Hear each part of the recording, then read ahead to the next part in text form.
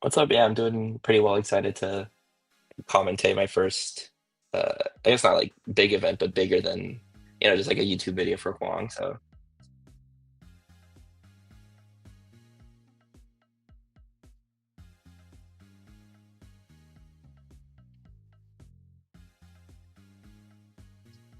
yeah, yeah, that's a,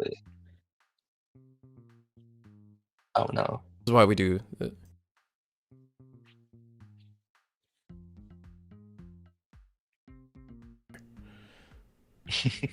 Tech support. We got hello everybody. We're here. I hope you could hear me now. Ah, damn it. Anyway, this is It sounds Llama. like it's working now. Yeah, this is Llama. He's part of Hong Zero's crew. Cool guy. Did the 5v5 with Southeast Asia versus Hong Zero's moderation team. So if you caught that, some of his best commentary. I was just telling him that I would argue that's on the same level grassroots wise as anything we do here at Eagle's Nest. So here he is. How you doing? Yeah, doing well. Excited to get started seeing Sakuyamon versus something armors related. It looks like it's armors with the armor texture there. Yeah, I think it is Excited just to get started. Yeah. How do you feel about how do you be like both players are still kind of doing their searching and stuff. How do you feel about the current meta right now? Like there's a little bit of back and forth. It's diversity, but it's also like winning doesn't feel great, I feel personally right now. Yeah, it's like I think the diversity is definitely like a good thing, but I don't know, some of the decks just I feel like feel bad to play into sometimes. Like Sakuyamon, they'll just sometimes hit all the ruin modes and you're just stuck in their minus 10k until you're dead. And then there's Megidra with like gravity crush and stuff. But I think there's like so many different decks that you could play that it's almost like it's a really fun format to work on. Yeah, like because like we're still like it's not fun to win with some of these decks, right? Or at least play into them. But then like we still get things out of the woodwork, like Hong winning with Adventure, Momin winning or getting second with Levia, and like they're the only two people that do stuff. So they or do that with those decks, right? So there's clear room for new things to enter the scene and kind of break through to the top. But Yeah, it kind of there's like a lot of potential with the format, but yeah, it kind of reminds me of there's so many BT9. different decks. Right? Like BT9 like is famously like the start of a lot of people hating Digimon, right? Like all the OTK, the OTK format, right? But like you can go back and argue that like it was a diverse format for the most part, right? Oh, Like yeah. you had like I remember there was a lot of like kind of goofy stuff. I remember I'd be like go to locals with like some like blue hybrid aggro deck and just like punch all the OTK decks before they got set up. yeah, Or like exactly. Deal Star and stuff. There's like so much random stuff you could play to catch people off guard. But like overall that format's not remembered fondly because of the OTK. Yeah, So I think sure. we're in a similar world. But armors versus Sakuya, I feel like I could go either way. I don't know how I feel about Sakuya anymore. Like when they pop off, I guess it's just just what we were talking about. When Sakuya pops off, it just feels obnoxious. But if they don't, they're just kind of floundering with a rookie in the back, like we're seeing right now, right? Yeah. I think if Sakuya does hit their pieces though, Oh, I that's think I'm a big start. armor fan. Like since the new like Daves and stuff got revealed, I was really Mm-hmm. excited for that. But like with the like obviously DP minus has always been the bane of armor's existence. Mm-hmm. And also if you ever evolve into Magna X, now they have the pause plugin to just say, Right. oh, well, that's a nice Magna X, but you can't really do anything with it. That's so yeah. What are So, how I you don't know, feel we'll see. about Island of Adventure in the deck? I feel like that's like the newest tech. I really like Island of Adventure. I've been Okay. playing it like at 2, I think since the card got revealed. Mm-hmm. I mostly play because like you have it goes to top obviously, and then you get to like play your Daves for free if they swing into it, which is really good. But also the DP boost on like a Magna X is always really nice too. So I think it's a really really nice card and definitely worth the slots. And As the a deck also like has the added effect of triggering your Magna X if you don't want to like swing into an ace or anything. I was gonna ask how much, like how often do you feel like that comes up for you? Is the I've security done it thing? mostly.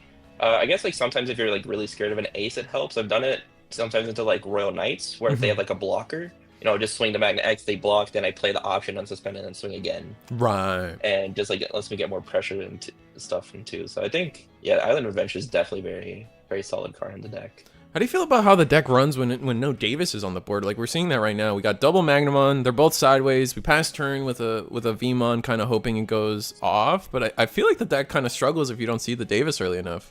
But here for sure. We're just kind of going sideways. The deck like feels like you have to hard mulligan for the card because it's like if you don't mulligan for it, then you're basically playing BT8 armors, and playing a BT8 level deck in BT21 is not where you want to be. Yeah, oftentimes that's what I tell people. Like, what's the other deck that like does this? Oh, Examon. So many people were excited about Examon when like we were that Draco Mountain X is gas, the Examon X is gas as well, and I'm just like, you're still kind of playing like an underpowered deck, and yeah, sure, maybe those 2 cards help you, but I hope you see it. I hope you see those cards. But yeah, that's just how I go about it. It's one of those decks where it's like you hit the pieces and it feels like you're unstoppable, but the cards they keep releasing are like cards that make it so if you have the pieces, it's even stronger, but it doesn't help you get the pieces. So sometimes you're just like staring at a hand of like all 5s and 6s, and it's like, well, what am I supposed to do here? Yeah. Let's see what I haven't paid attention to chat in a second. Let's see what they're up to. Sorry, guys.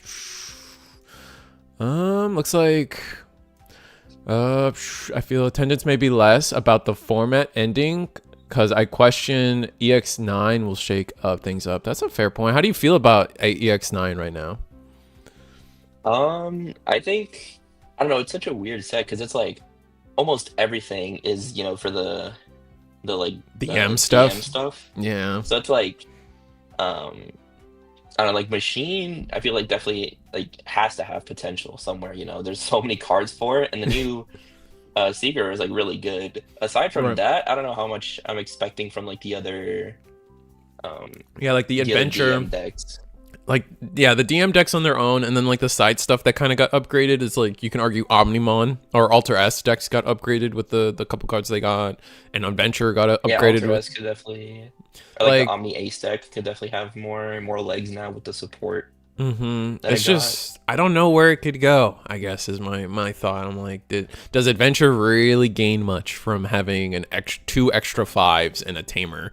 I mean, Tamer color wise, sure, but doesn't really let you do anything more than you weren't already doing, maybe.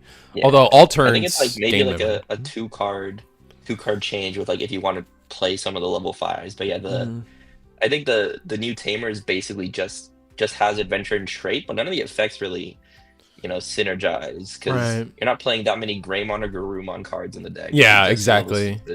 You'd have to switch to that, right? Which is weird. But it's an all turns memory gain. So like there's a world where like, that black option is now a turn steal. Yeah.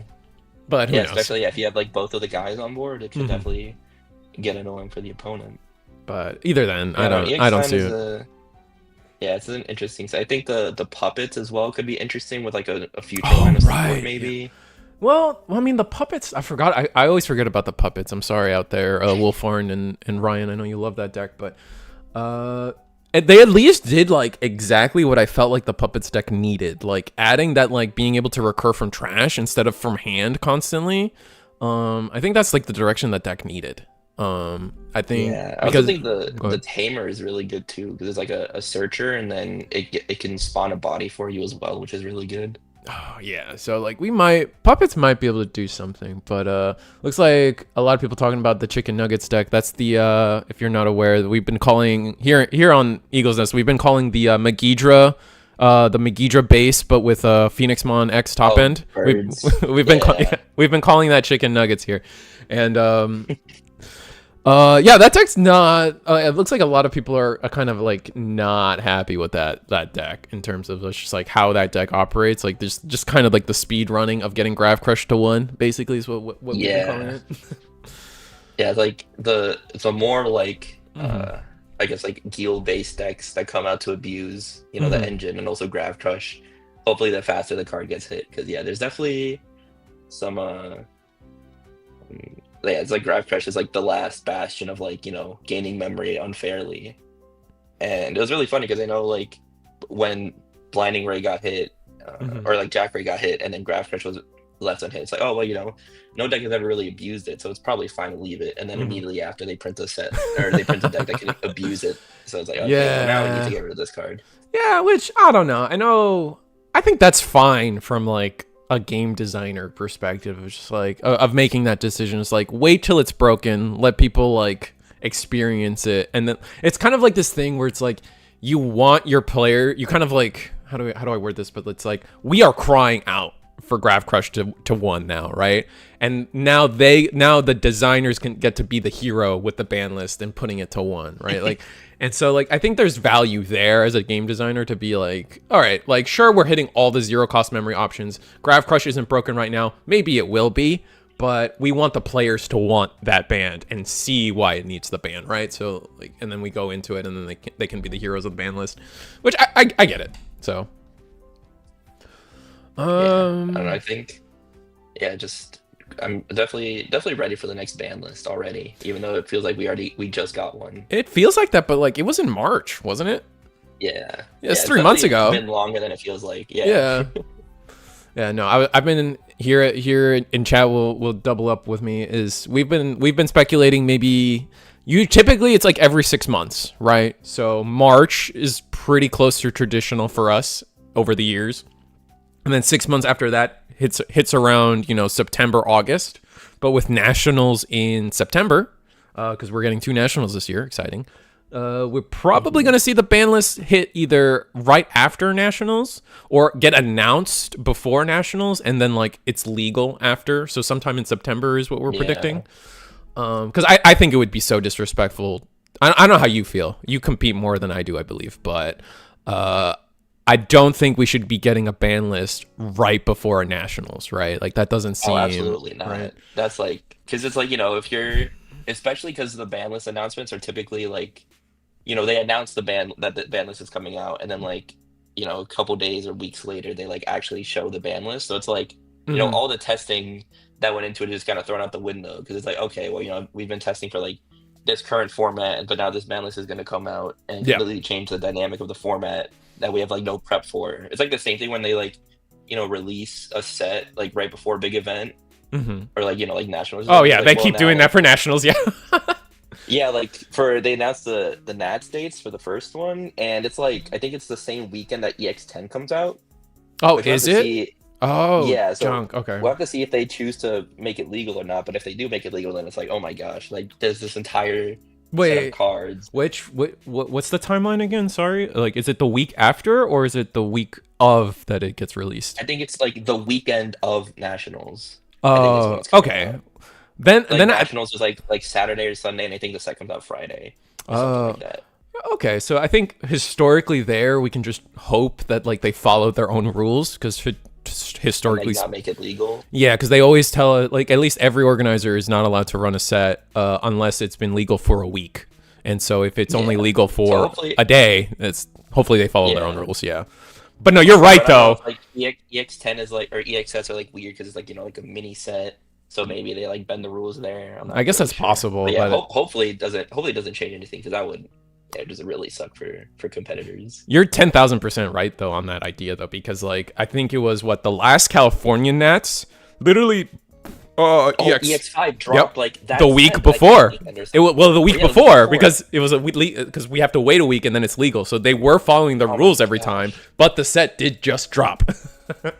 I remember I played in that one. It's like the like the group chat getting ready for the tournament. It's like, okay, well EX5 is coming out. We got to get like these promos favorites and these Anubis ones, and we're gonna play the like the best deck. Right. And it's like such a hassle to get all that done. Right. No, it was. And then that's not the first time. I think it was also the nationals before that a set became legal right before. I forget.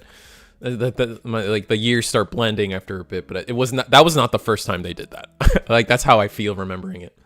But what was it for the last time? Was it? Oh, it was BT11. BT11 was only out for like a week, and Black War Gray dominated people. Right. At least that's how I remember it going. Yeah. No, they've done it a lot. Where it's like they just drop the sets that like right before and give people like no time to test, and it's just like, well, that really sucks. Looks like Sakuya finally found their combo and turned the corner here. Cause Yeah, like, I was about to say, looking back at the game, this board sale is looking really really bad for the armor player. still no Davis. I mean, it comes down to like not being able to see Davis to like really extend those turns and get the one rookie reset essentially. Yeah, and it just completely built off this like one stack, which is really crazy. Oh no security Magnamons either. You run that guy at 4, right? There's no way we don't run the starter deck Magnamon at 4. I would imagine. Oh, for sure. It's like, I mean, it's probably your best Magna, especially in security. Oh, promo Davis off security could be nice. Oh, and promo Davis and then like security Magna off the last one so we can digivolve, please? Huh? Can we see? Oh, ruin mode. There's a Oh, ruin that's mode, which toxic. is gonna be Yeah, that's real bad for armors. yeah, Yeah, where board is gone and they can't promote or anything. Oof. yeah. That's a done deal. Yeah, I mean, I don't like, we talked about the last ban list or whatever, but I'm just like, I was a big like anti, like, I don't think Mirage needs to get banned, yada yada. There's other things just as gross as Mirage, blah blah blah. And then like, they hit it and I'm like, okay. But like, if we're gonna hit Mirage, there's a lot of these other floodgates that are just as irritating to play against, in my opinion. And I like, to me, ruin mode still being above a 1 count, it to me feels crazy. How do you feel about all the? Go ahead. No, I think Ruin definitely should go as well, especially like with how well Sakuya abuses it. Like, definitely should not be a card that exists. I think it should go to 0, honestly, because it's like we've seen purple decks that could loop it and stuff, which is really bad. Oh, 100%. 7 demons. Those did it all the time. Oh my god. And they get free level 6s every turn. I was just, god damn it. Ugh. Announce secret rare reprints, so ruin mode goes to 1, I pray. 0 ideally, yeah. Oh, so yeah, chat's agreeing with you a little bit on the just sending it to 0. Oh yeah, they did announce that we're getting a reprint set like this morning. Do you feel like we need a reprint set? Is there anything like that sticks out in your mind that we need like reprinted?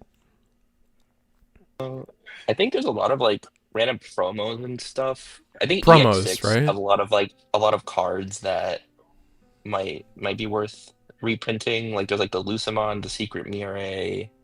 I'm trying to think of there's like there could always be another Protoform reprint because that card's always expensive. Yeah, I guess in my mind I struggle to really fill out an entire reprint set in my brain, like I know there's promos that people want, but it's mostly just like secret rares and super rares, and like super rares and secret rares do not make a set, right? So I guess that's where I'm like kind of thinking like how does a reprint set really look like in the future? Trainings, you guys think we need reprints on the trainings? I could see medieval. I know you guys, all the promos obviously could be reprinted. Old starter deck cards, which are not available to newer players. That's fair, but is that enough? Is that worth it for a company to print like a set, right? Like that's what I'm thinking. Like no one really needs starter deck tie anymore, right? Like there might be some inklings of needing starter deck Matt from the blue starter deck, but that's a different conversation. That deck looks fun. I don't know if it's gonna be any good, but that Matt Sagittarius Mon shenanigans. Oh yeah, that's really good. Yeah, the EX1 alt art for the Garurumon. If you guys haven't checked those prices on that guy, oof, that guy shot up real quick.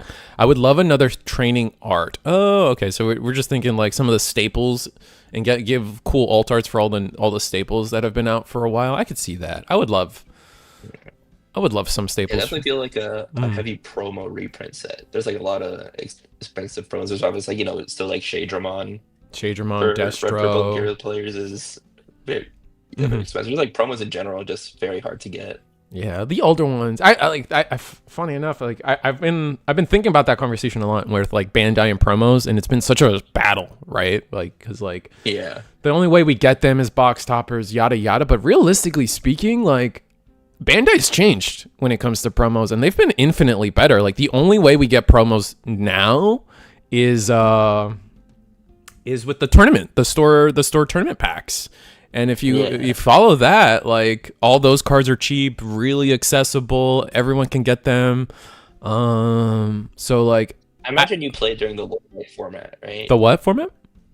the Lore Knight format, BT5. Oh, The Pulsemon. That oh, was brother, dude. a card. I gotta tell you, that is one of the best financial moves I made in Digimon. Was so one of my so we talked about it in the pre room chat, but we both started in around BT4, tail end of 1.5. We started BT4. For me, my first purchase of Digimon was I go to my local shop, and it was still kind of COVID times, so Bandai was offering this like promotion where you could like you buy 2 boxes and they would hand you a pre-release kit, right? So you could run your own pre-release, right? And I bought 2 boxes and got a pre-release kit, and those come with, I believe, 8 Pulsemons in them. So That's crazy. like I got those, held on to those, and then they all shot up to like 6. Well, I think they almost made $90 at one point. Like it was, I don't know, but it was crazy. it I also was remember like the promo Diaboro yeah.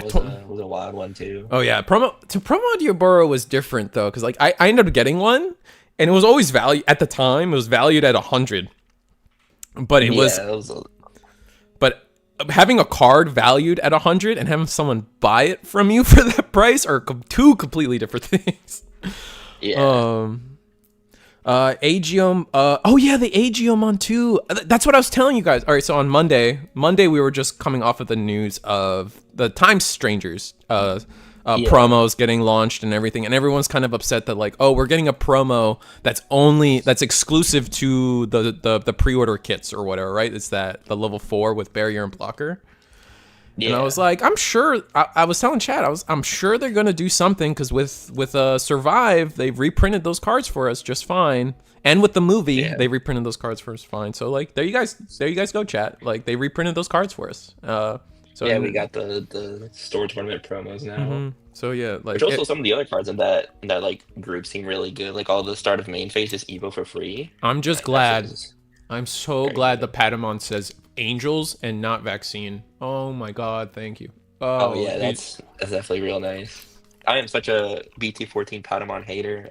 Me too, dude. Oh my god, I hate that card. I cannot handle it when they go like, you know, search out Evo Gato for free, gain 2 memory, like start the turn with a level 4, 3 memory. It's like, dude, like, bro, what is that? What are we doing? You essentially got 5 memory for promoting. It's crazy. That card's insane. Oh my god, yellow players are purposely not performing in events or something, like, because that card, they're trying to hide it. They're trying to save it for Nance or something, dude, because that card, it is a travesty. It's not at 1 or 0.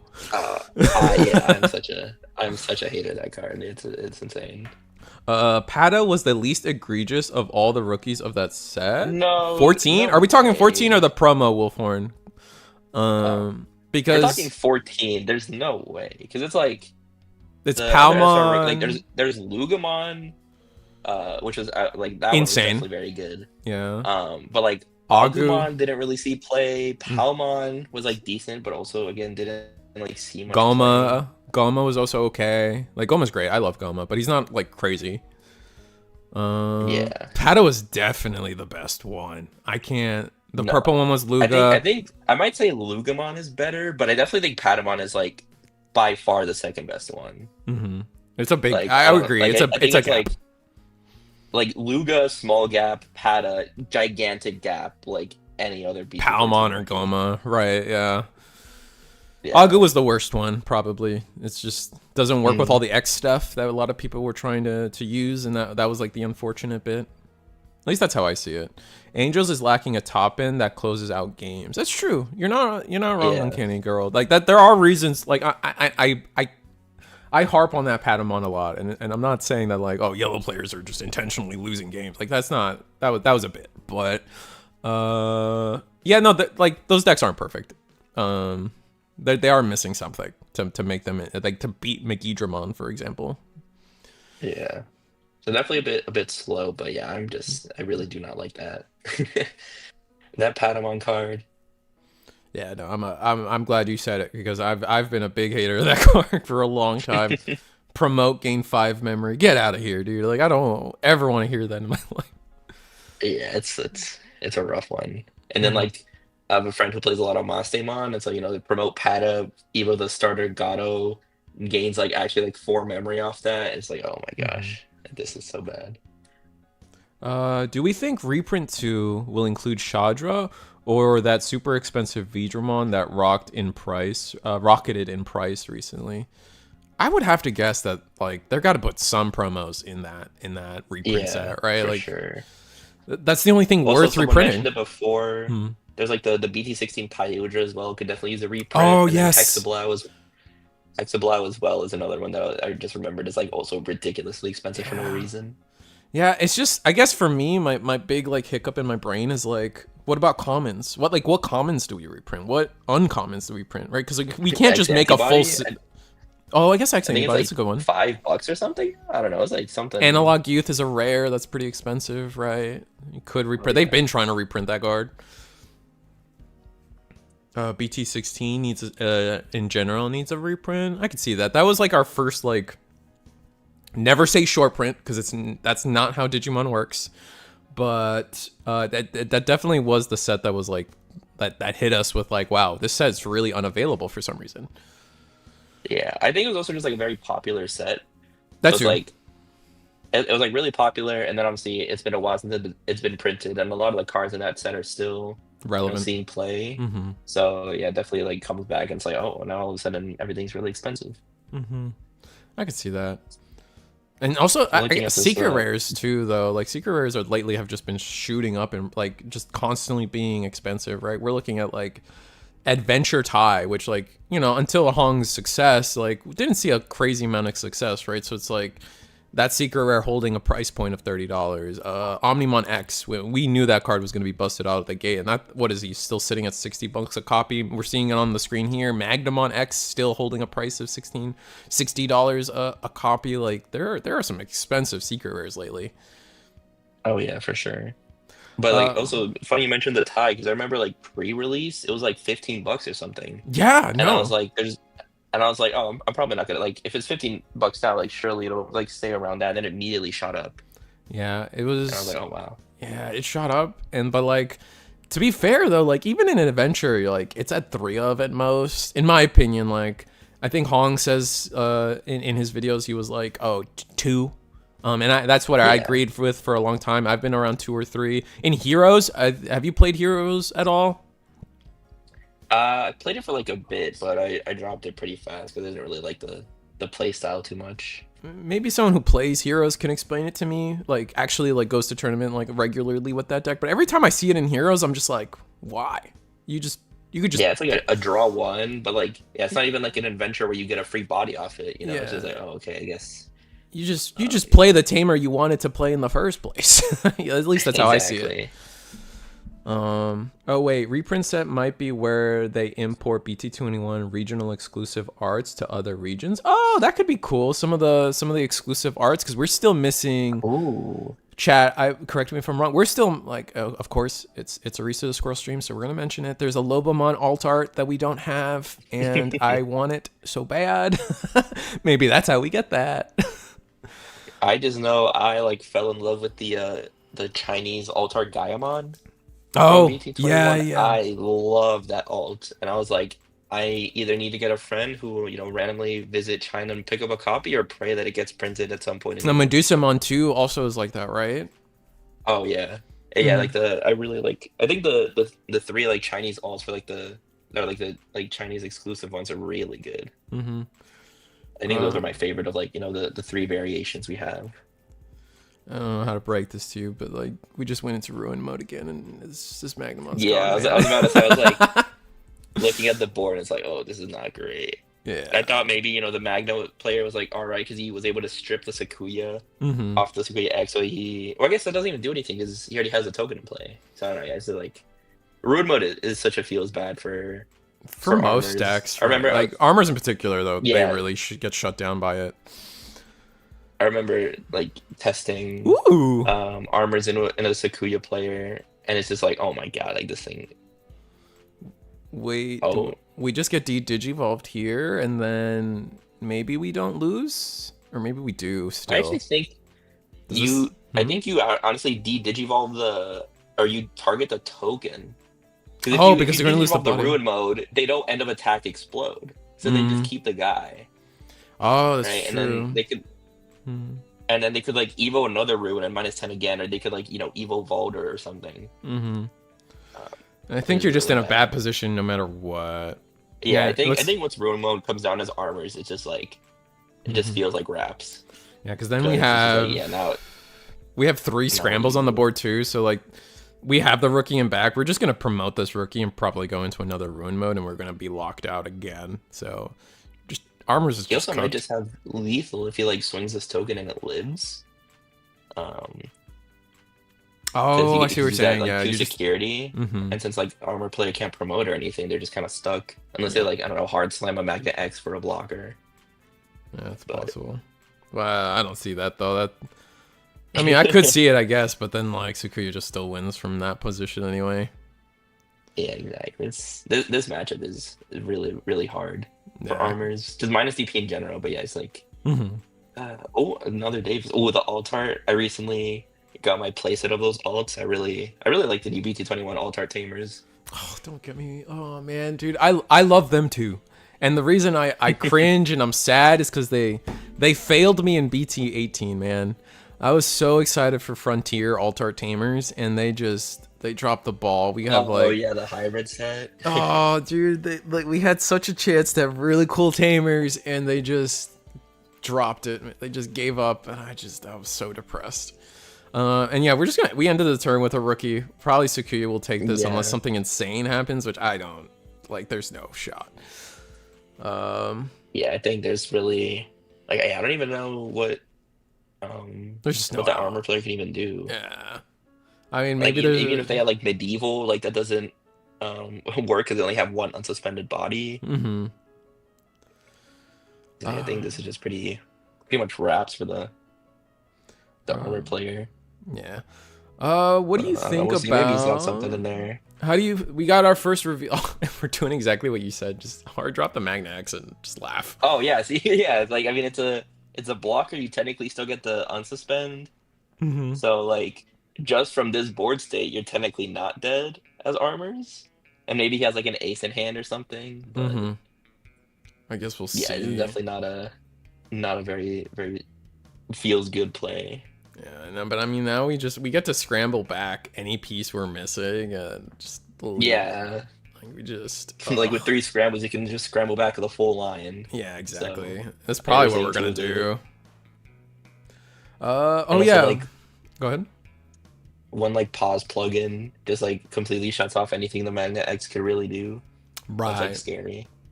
Right. Oh man. What do you think about the we finally got some reveals for what Sinister Order, the villains set.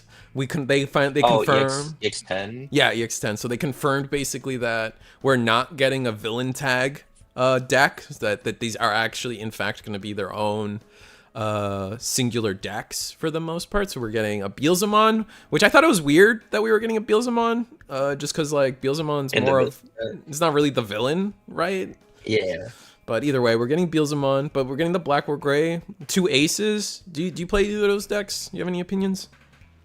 I have not played either of those decks. I just have a very real hatred for Beelzebub because of what it did to me in BT12.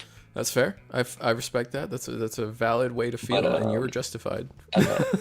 I think the Beals Ace reads pretty well, or like Okay. okay, not pretty, like really well. The Blackboard games I'm not so sure on, Mm-hmm. but yeah, like reading the Beals Ace seems really good. But I don't know like how much Beals needed a card like that. That was my I was talking to one of my friends, big Beelzemon Baron himself. I forget what his channel name is. It's like Beelzemon Baron or something weird. But he like we went back and forth with it a little bit, and I think it just kind of comes down to like what you said. It's just right now Beelzemon's problem is the early game where you're trying to get your first 10 in trash and you're trying to establish a world where you can actually start getting consistent mills off. And if it's not doing that, then like honestly, like late game Beelzemon's still strong. Like we didn't need to like add more defensiveness to the deck. We needed just more consistency to get there, and they didn't get it. So Yeah, I mean, there's a world where the deck's Beelzebub good X still though. existing. Mm-hmm. Yeah, Beelzebub X still existing just means like, if it ever gets like Mm-hmm. good consistent support, then it just completely Oh yeah, Trash 3 yeah, just scooped security, up. gone. Like, we win the game, easy. Yeah. Looks like, yeah, we scooped it Alright, up on the see what- armor side. Let's see if there's another table we can Yeah. not talk about, but at least have people watch. Don't worry about it. Like, I should have warned you before I got you on today. Like, it may look like we commentated in the show, but it is just a yap fest, and it's a chat with chat. Sometimes we talk about the game in front of us, but we just use them as a tool to just enjoy Digimon. Yeah. I'm honestly not surprised because I think this matchup is so terrible for armors. Like there's not even much to say about it anyway. We have So it's like, Justimon at least versus... we get to, rant about other stuff. We got Justimon versus... I'm just bouncing around. We got Justimon versus Red Purple Imperial, or Eximon versus... I think this must be... What's it called? Megidra. Normal Megidra. Is there any preference? I like... I mean, RP Imperial is a pretty cool deck, so I'd be down to watch that game. Let's go there. Yeah, let's go there. I'm gonna go there. See what's happening here. I'll switch the cameras for everybody. Oh, Panda, you're here. Tell us how you feel about Blue Hybrid Magna Garurumon. I'm excited for Garurumon Magna Garurumon. Matt Ishida Garurumon. That'll be a fun, interesting experience to have in the next set. That's probably the thing I'm most excited about. Let's see if I can get the memory markers touching for chat. Yeah, there we go. Bam. And here, it's actually Royal Knights. You lied to me. You said Justimon. I was like, oh, what could they be doing over here? It's just... Oh, yeah, it is just... Oh, I baited everybody. I'm sorry. It's fine. I think Red Purple Imperial is still a cool deck to watch pop off. But it doesn't look too good right now. Kind of an awkward board state here. It is kind of funny, like off the back of Texas, right? Like everyone was worried about Megidramon. Megidramon was coming out to look like kind of like the better red purple rush deck, and then Texas happens and Megidra outperforms all of, or Red Purple Imperial technically outperforms all of them. Not kind of funny. I don't know if I found I was so. Excuse me. I think that deck is like really strong, but really gatekept by the Shadramon. Oh, you think that's what it is? Okay. Because it's like, I think the deck is good, but it's like, I don't know if it's good enough to warrant spending all the money on the Shadras when you could play like anything else. You know, like with the money you spend on Shadras, you could build like probably any other deck in the format. Right. And then it's like, yeah, maybe getting all this for just this one deck isn't like that strong. I mean, you look at Hong.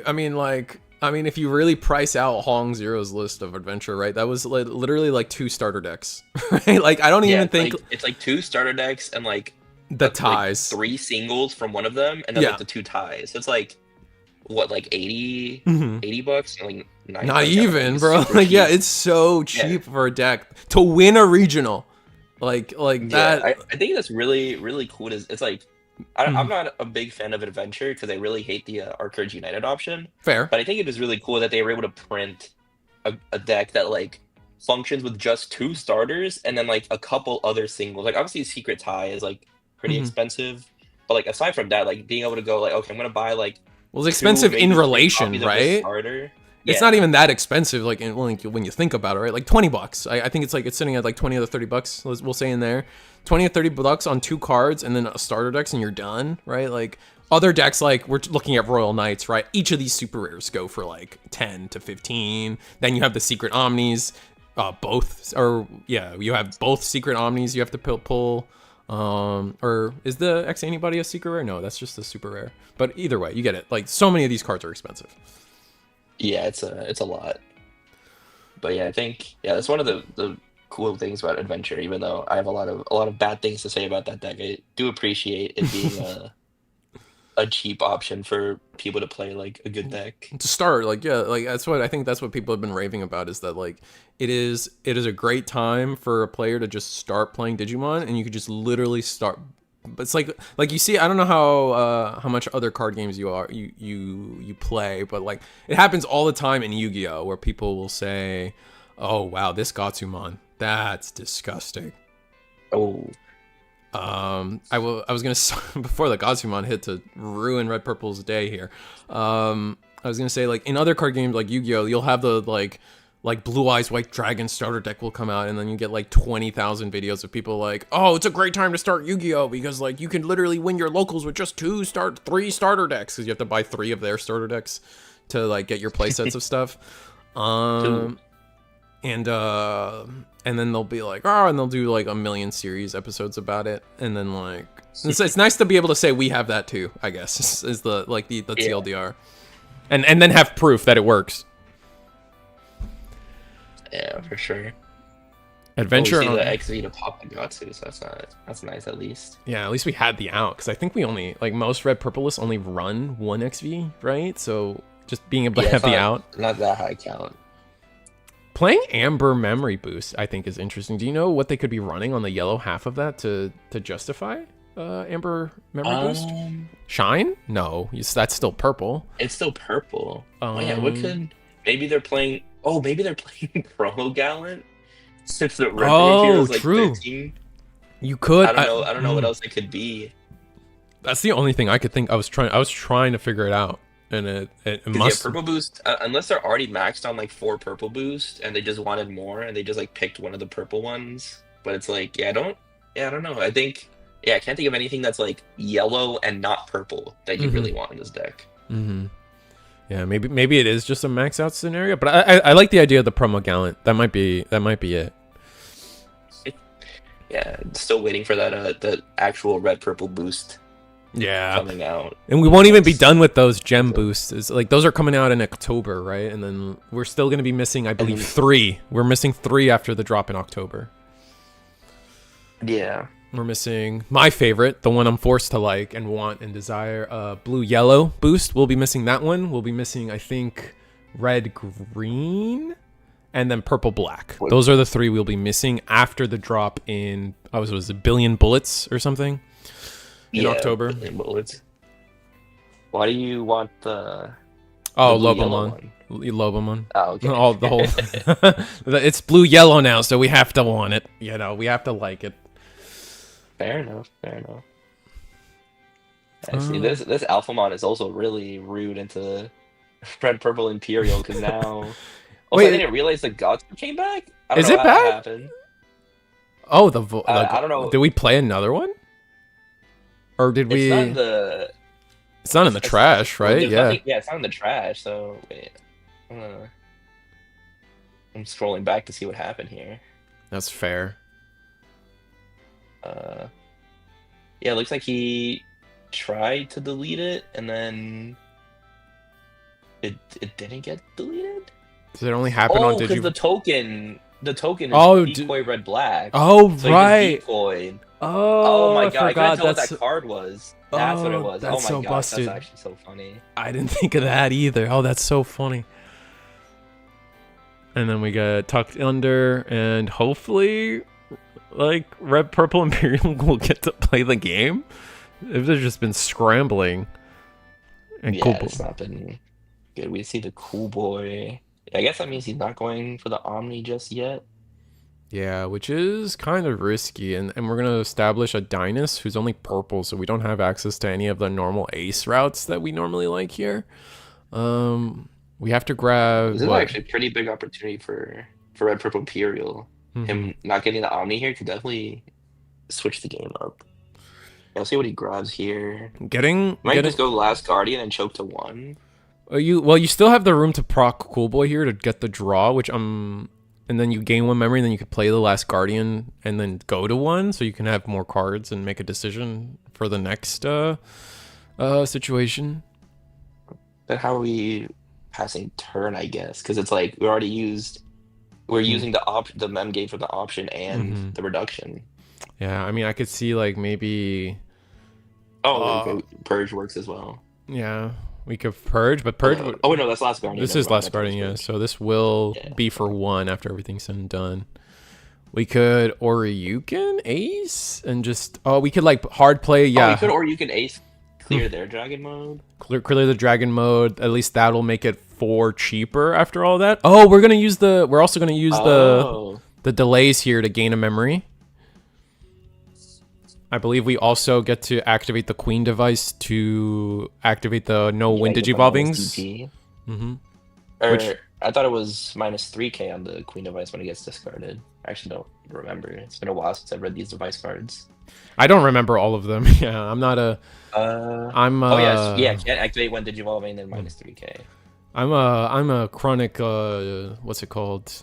I'm a Oh, he's playing the Justimon hater. blue device. Yeah, What he's is got that card? One of their unsuspend. Digimon Tamers can't suspend. Oh, it does. Okay, it does the opposite. That's so funny. Okay, this guy's just playing like Justimon Royal Knights or something. Chess Knights, I guess. Chess Knights. That's what we're calling it. That's what I'm calling it for now. That's so funny.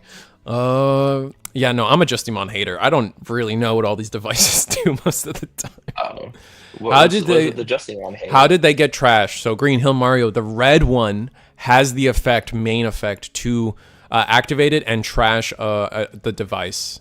Yeah, thank you, Leonardo.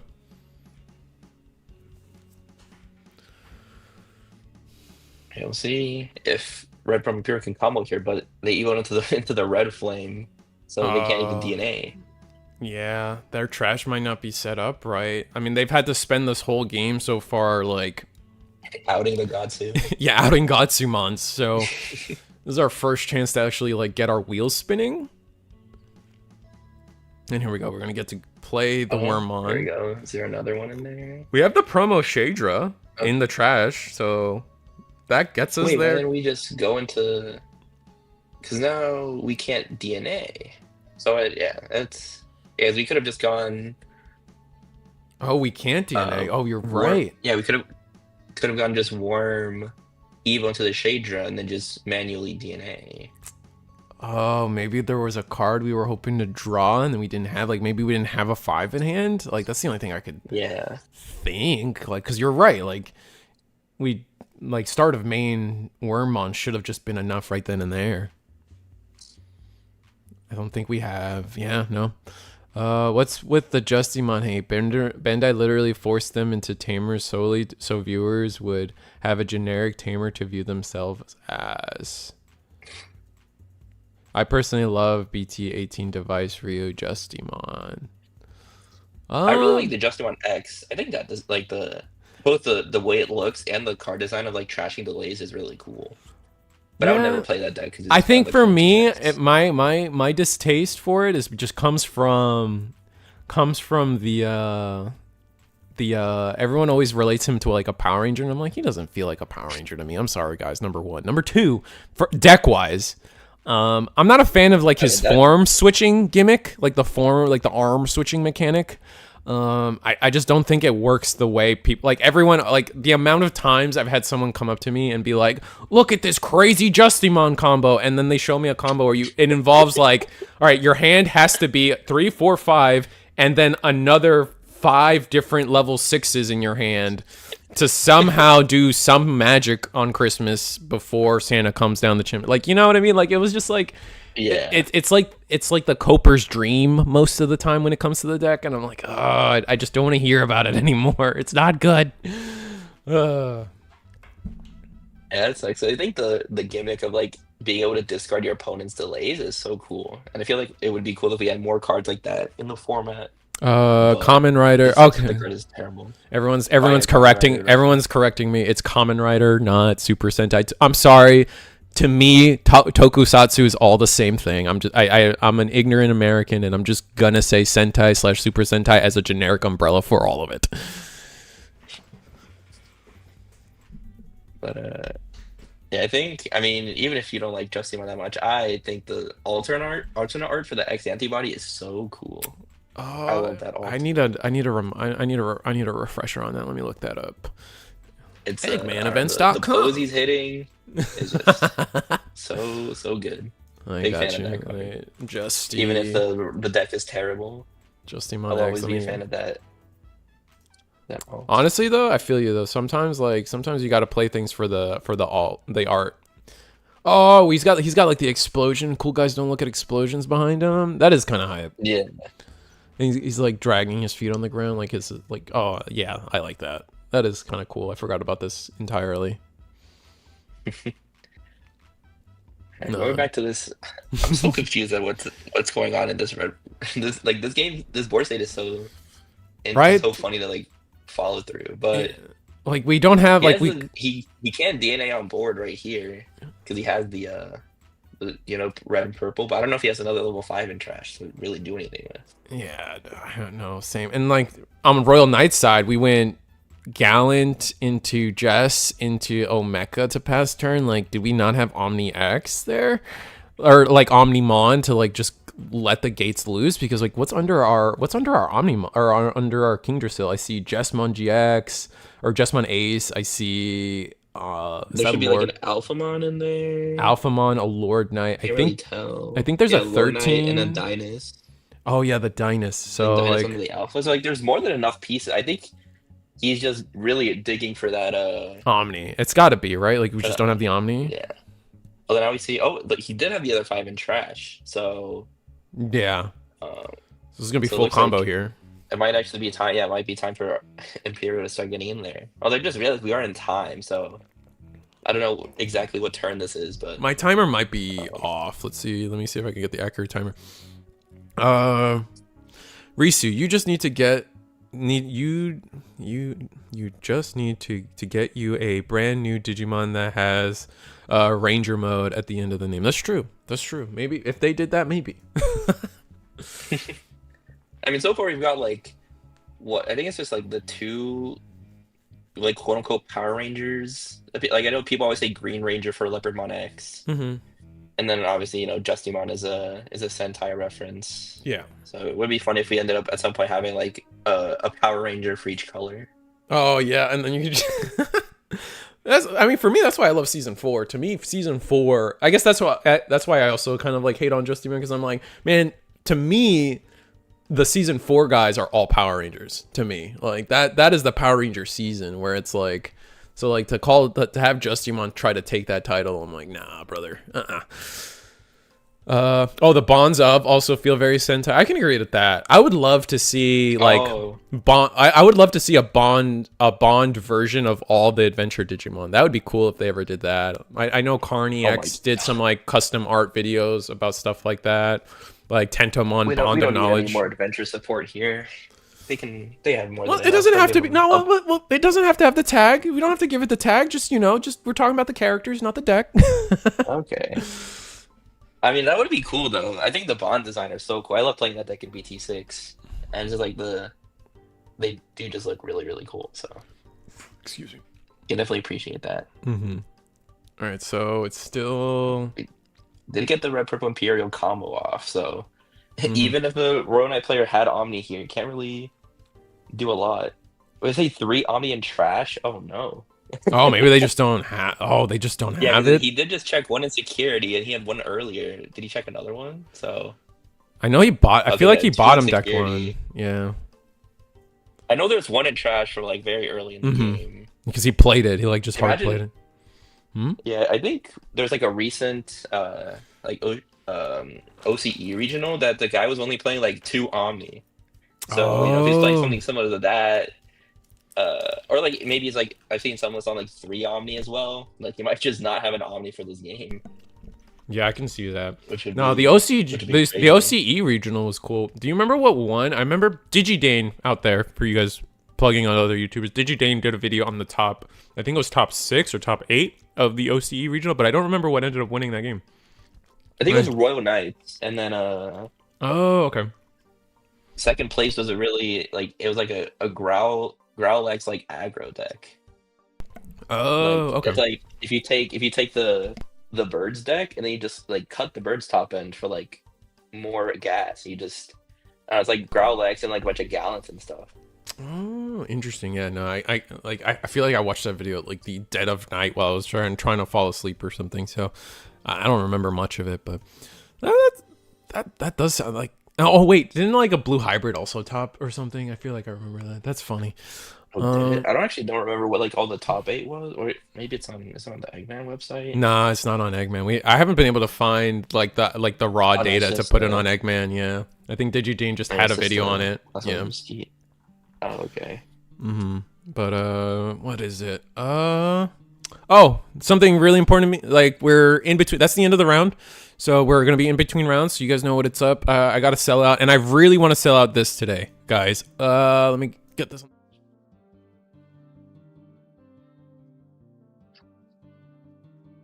Can you hear me now? Okay. The new round is paired and getting started, so like we're probably gonna jump around and find a table. But I really wanted to talk about this.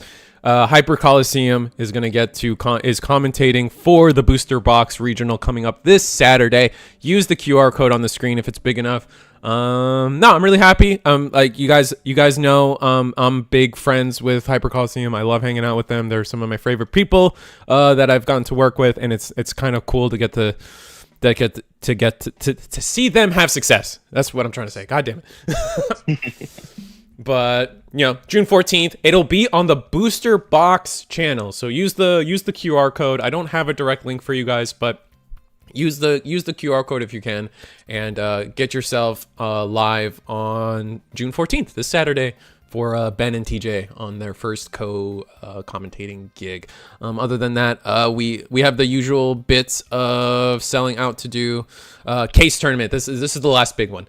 Case tournament coming up June 21st. EX9 prizing, but it's a BT21 tournament event. So just keep that in mind. But it is EX9 prizing. Please enjoy that. TJ looking like, bro. Yeah, no, bro. I was almost scared about putting that picture of TJ, bro. Like, I know, I was afraid of losing my chat, bro. Like they would all just instantly leave and try to find TJ out of like just the pure aura he's farming in that picture. It's crazy. But what am I saying? We got to find a match. Who are we going to? We can go table 1. Oh, we just go back to table 1. Yeah, let's go back to table 1. I don't know what they're playing, but they have matching playmats, so that's amusing to me. So, that's the playmat from last Nationals, I believe. Yes, I think so. Let's see what I can get the cameras aligned here. Oh, junk. Being the whole tech support of this job is always infinitely draining. Here we go. Here it's round 2. I don't have the timer just yet for you guys, but we will transition you guys over. Oh, I gotta fix. Bam. There you guys go. Oh, there we go. And then I'll get the memory markers touching, guys. Don't worry. Bam, bam. But I guess before we see where this goes, you got anything coming up? You planning on going? You have your invite yet? You going to nationals? You got any? You playing in any upcoming regionals? Where are you at with the game right now in terms of what you've been doing? So I did want to get into like this I guess coming wave of regionals, but I kind of forgot about the sign up date, and I took a nap, and I woke up like an hour after, and I was like all completely full. So I was like, okay, I guess I'm not playing any regionals. Oh, that's sad. And unfortunately, the local scene near me is like kind of dead. Like there weren't any store regionals or anything. So really, at least for this nationals, I'm not planning to go. Maybe for the next wave, the July one, yeah. But yeah, we'll January. See. Sorry, not July. Yeah, but yeah, I've been mostly just like been chilling, just like playing with friends and stuff, trying to play like online locals when I get the chance. That's fun. What about you? Are you chasing an invite, or are you? Nah, I'm kind of like, I'm gonna be real. Like I've had conversations with some people that help run these events and stuff, and they everyone has their own take on it. And for me, I think I'm just against the whole invite system in general. Like for me, I personally I just kind of want to have the biggest tournament possible. Personally, like to me, it's infinitely more impressive for someone to win a 3,000 person tournament than it is to win. What was nationals last year? 350 or something. Something like that. It was like relatively small, yeah. Well, it was only it's small air quotes because it's like that's how many invites we got, right? Like that. Like it wasn't like. Yeah. Like, I mean, we hit the last year we were in California was open invite, and we hit like 1,000 people. It was like, what, 10, 24 people were there that day? Like, that was such a cool tournament. And then, like, now it's like, oh, we're going to invite, like, 200 people to go to a tournament. I'm just like, And, like, people can argue. It's like, oh, but the quality of the players, it matters more, blah, blah. I'm like, nah. I don't, like, no. Like... that shouldn't matter because at the end of the day, the bad player, like I don't like to say bad players because I'm an online personality, but like the players with the lower win rates are gonna get filtered out anyway, and the top players are gonna bubble to the top no matter what. And if you lose to like I know everyone wants to talk about player skill or whatever, but it's like, I know the competitive side of things that the idea is like, well, I want to be able to bring Anubismon and not just run into the random bozo that's playing Blue Flare and lose. And then I lose, like, I'm air quotes the better player, but I lose to the random guy who plays Blue Flare and then loses out the rest of the tournament. Like, well, that's on you. Like, that's on you for not like having like, you know what I mean? Like, it's just, that's card games, bro. Like, I don't know. I guess where are you on at with like the whole invite versus no invite thing? So I actually am like pro invite, I That's guess. I fair. don't know. I think uh yeah, I think kind of like I feel like it's just better to have Mm-hmm. I mean for one, I think part of what influences my opinion is I went to the Nats where it was like open invite. Right. And I think just like maybe it was like, the whole buy system that was like just weird, but it was such a disaster that one season trying to get through. Mm-hmm. And it's just like if they ever do open invite again, like I'm scared that it will be something like this again, which would just really suck. But also, yeah, I don't know, I feel like Mm-hmm. I'm I'm a fan of like I don't know having a tournament for like the top players or like like top like most consistently performing players because like it's true that the bad players or like the quote unquote like worst players will get filtered out, but at the Mm-hmm. same time it's like why not just Just like start there. manually filter, yeah, just start Mm-hmm. there and then Mm-hmm. you have like top level competition for the whole tournament. Yeah, I mean, like, look, there's no right answer one way or the other, right? It's both opinions. Like, Yeah. and I see the value there as someone who's like, because I don't compete that often. I tell the chat, coaches don't play, um, but like, so like I get it. Like, if you're the competitive person, you would just rather start there, like you said. So there's value there. But to me, I guess at the end of the day, like for me, I think maybe it would be solved if I could look at the tournament scene we have and be like, I still want there to be that one big tournament for everybody to enjoy. You know what I'm saying? Like I said, Yeah. with like that the previous few Nats, like they were 1,000 people tournaments, really exciting, really fun to be in that room with 1,000 people. Has always been really cool. But then it's like oh, the invites like stagnate that. It's only 300 people now, and it's just like, it's not. It just doesn't feel as cool to me as like an overall experience. But in terms of like a competitive tournament experience, I could see why. The invite system is just a tad bit better. Yeah. Um, I don't know. I think either way it just works as long as, if they do a no invite tournament again, they don't Mess it's up the buys. That's better oh yeah, that was handled than another the point I last wanted one. to get into a little bit. Was like, to me the buys, like, because other, I think, like, is it Pokemon that like you can go to nationals and compete, but then like if you did really well that season or something, you get like an automatic day two. And I know in Magic in the old days, you definitely got like privileges for being like a well-performing player. You got like like the buy system didn't, like, Digimon didn't make that up. So that tournament having the buys be like a failure, air quotes, right, and not go well, that's like on like the organization, and that's something that just needs to be improved, where, because like other games do it and they do it just fine. Like they did not make up the idea of, oh, you get X amount of buy for performing Yeah, for well, sure. right? Yeah, I think Pokemon, yeah, did like I think they don't do it anymore, but yeah, the like automatic day two thing Mm-hmm. is definitely cool. And I think um one of my like big things with Digimon, which I guess they do have day two for like nationals specifically. Yeah. But yeah, like, I don't know, I think like a benefit like that would be pretty cool. Mm-hmm. We're just not quite big For enough. I sure. think someone in the chat was kind of saying, we're sorry for chat. We just been deep in the sauce, going back and forth. But yeah, in the chat they were saying like, oh, Digimon's just not big enough, and that's probably fair. Like, comparing them to Pokemon and Magic is not the most fair thing to do. But yeah, I think we kind of feel that. Also, yeah, in front of us is that. Have you seen this? Like, not to derail, but like we're gonna bounce back to the game. Blue Yeah, Gallant the X. How do you Blue feel about Gallant. I've this? seen a lot of players in Asia calling it like Seafood Gallant Seafood as well, Gallant. which That's I think pretty is a good. really funny nickname for it. Mm-hmm. Yeah, it's such a I don't know. I really like I've talked to like other people too. I just don't get it. Like in the sense that like or like I get what it's doing. Mm-hmm. It's just like Why is it I don't working? Like, or what's the yeah, hype like behind it? Yeah. why is it doing so like I just don't see see the vision there, I guess. No, I Because it's agree. it's like you're like compared to red base, it feels like you just have like a bunch more like vanilla effects Hmm. going up the line, and then like instead of like getting benefits and making your pops more effective and stuff. So it's like Hmm. I don't know. It's such a weird deck, but I mean it's been working. Yeah. So I guess like the blue Gallant players know something that I don't.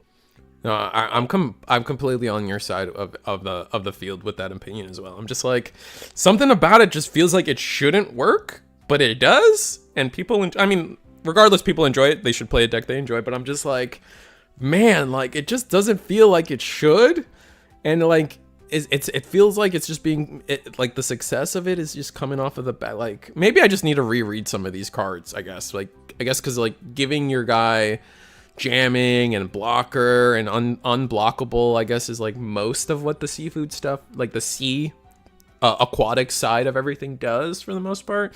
I think you get an yeah, unsuspend somewhere there too. yeah. I I feel, think go ahead.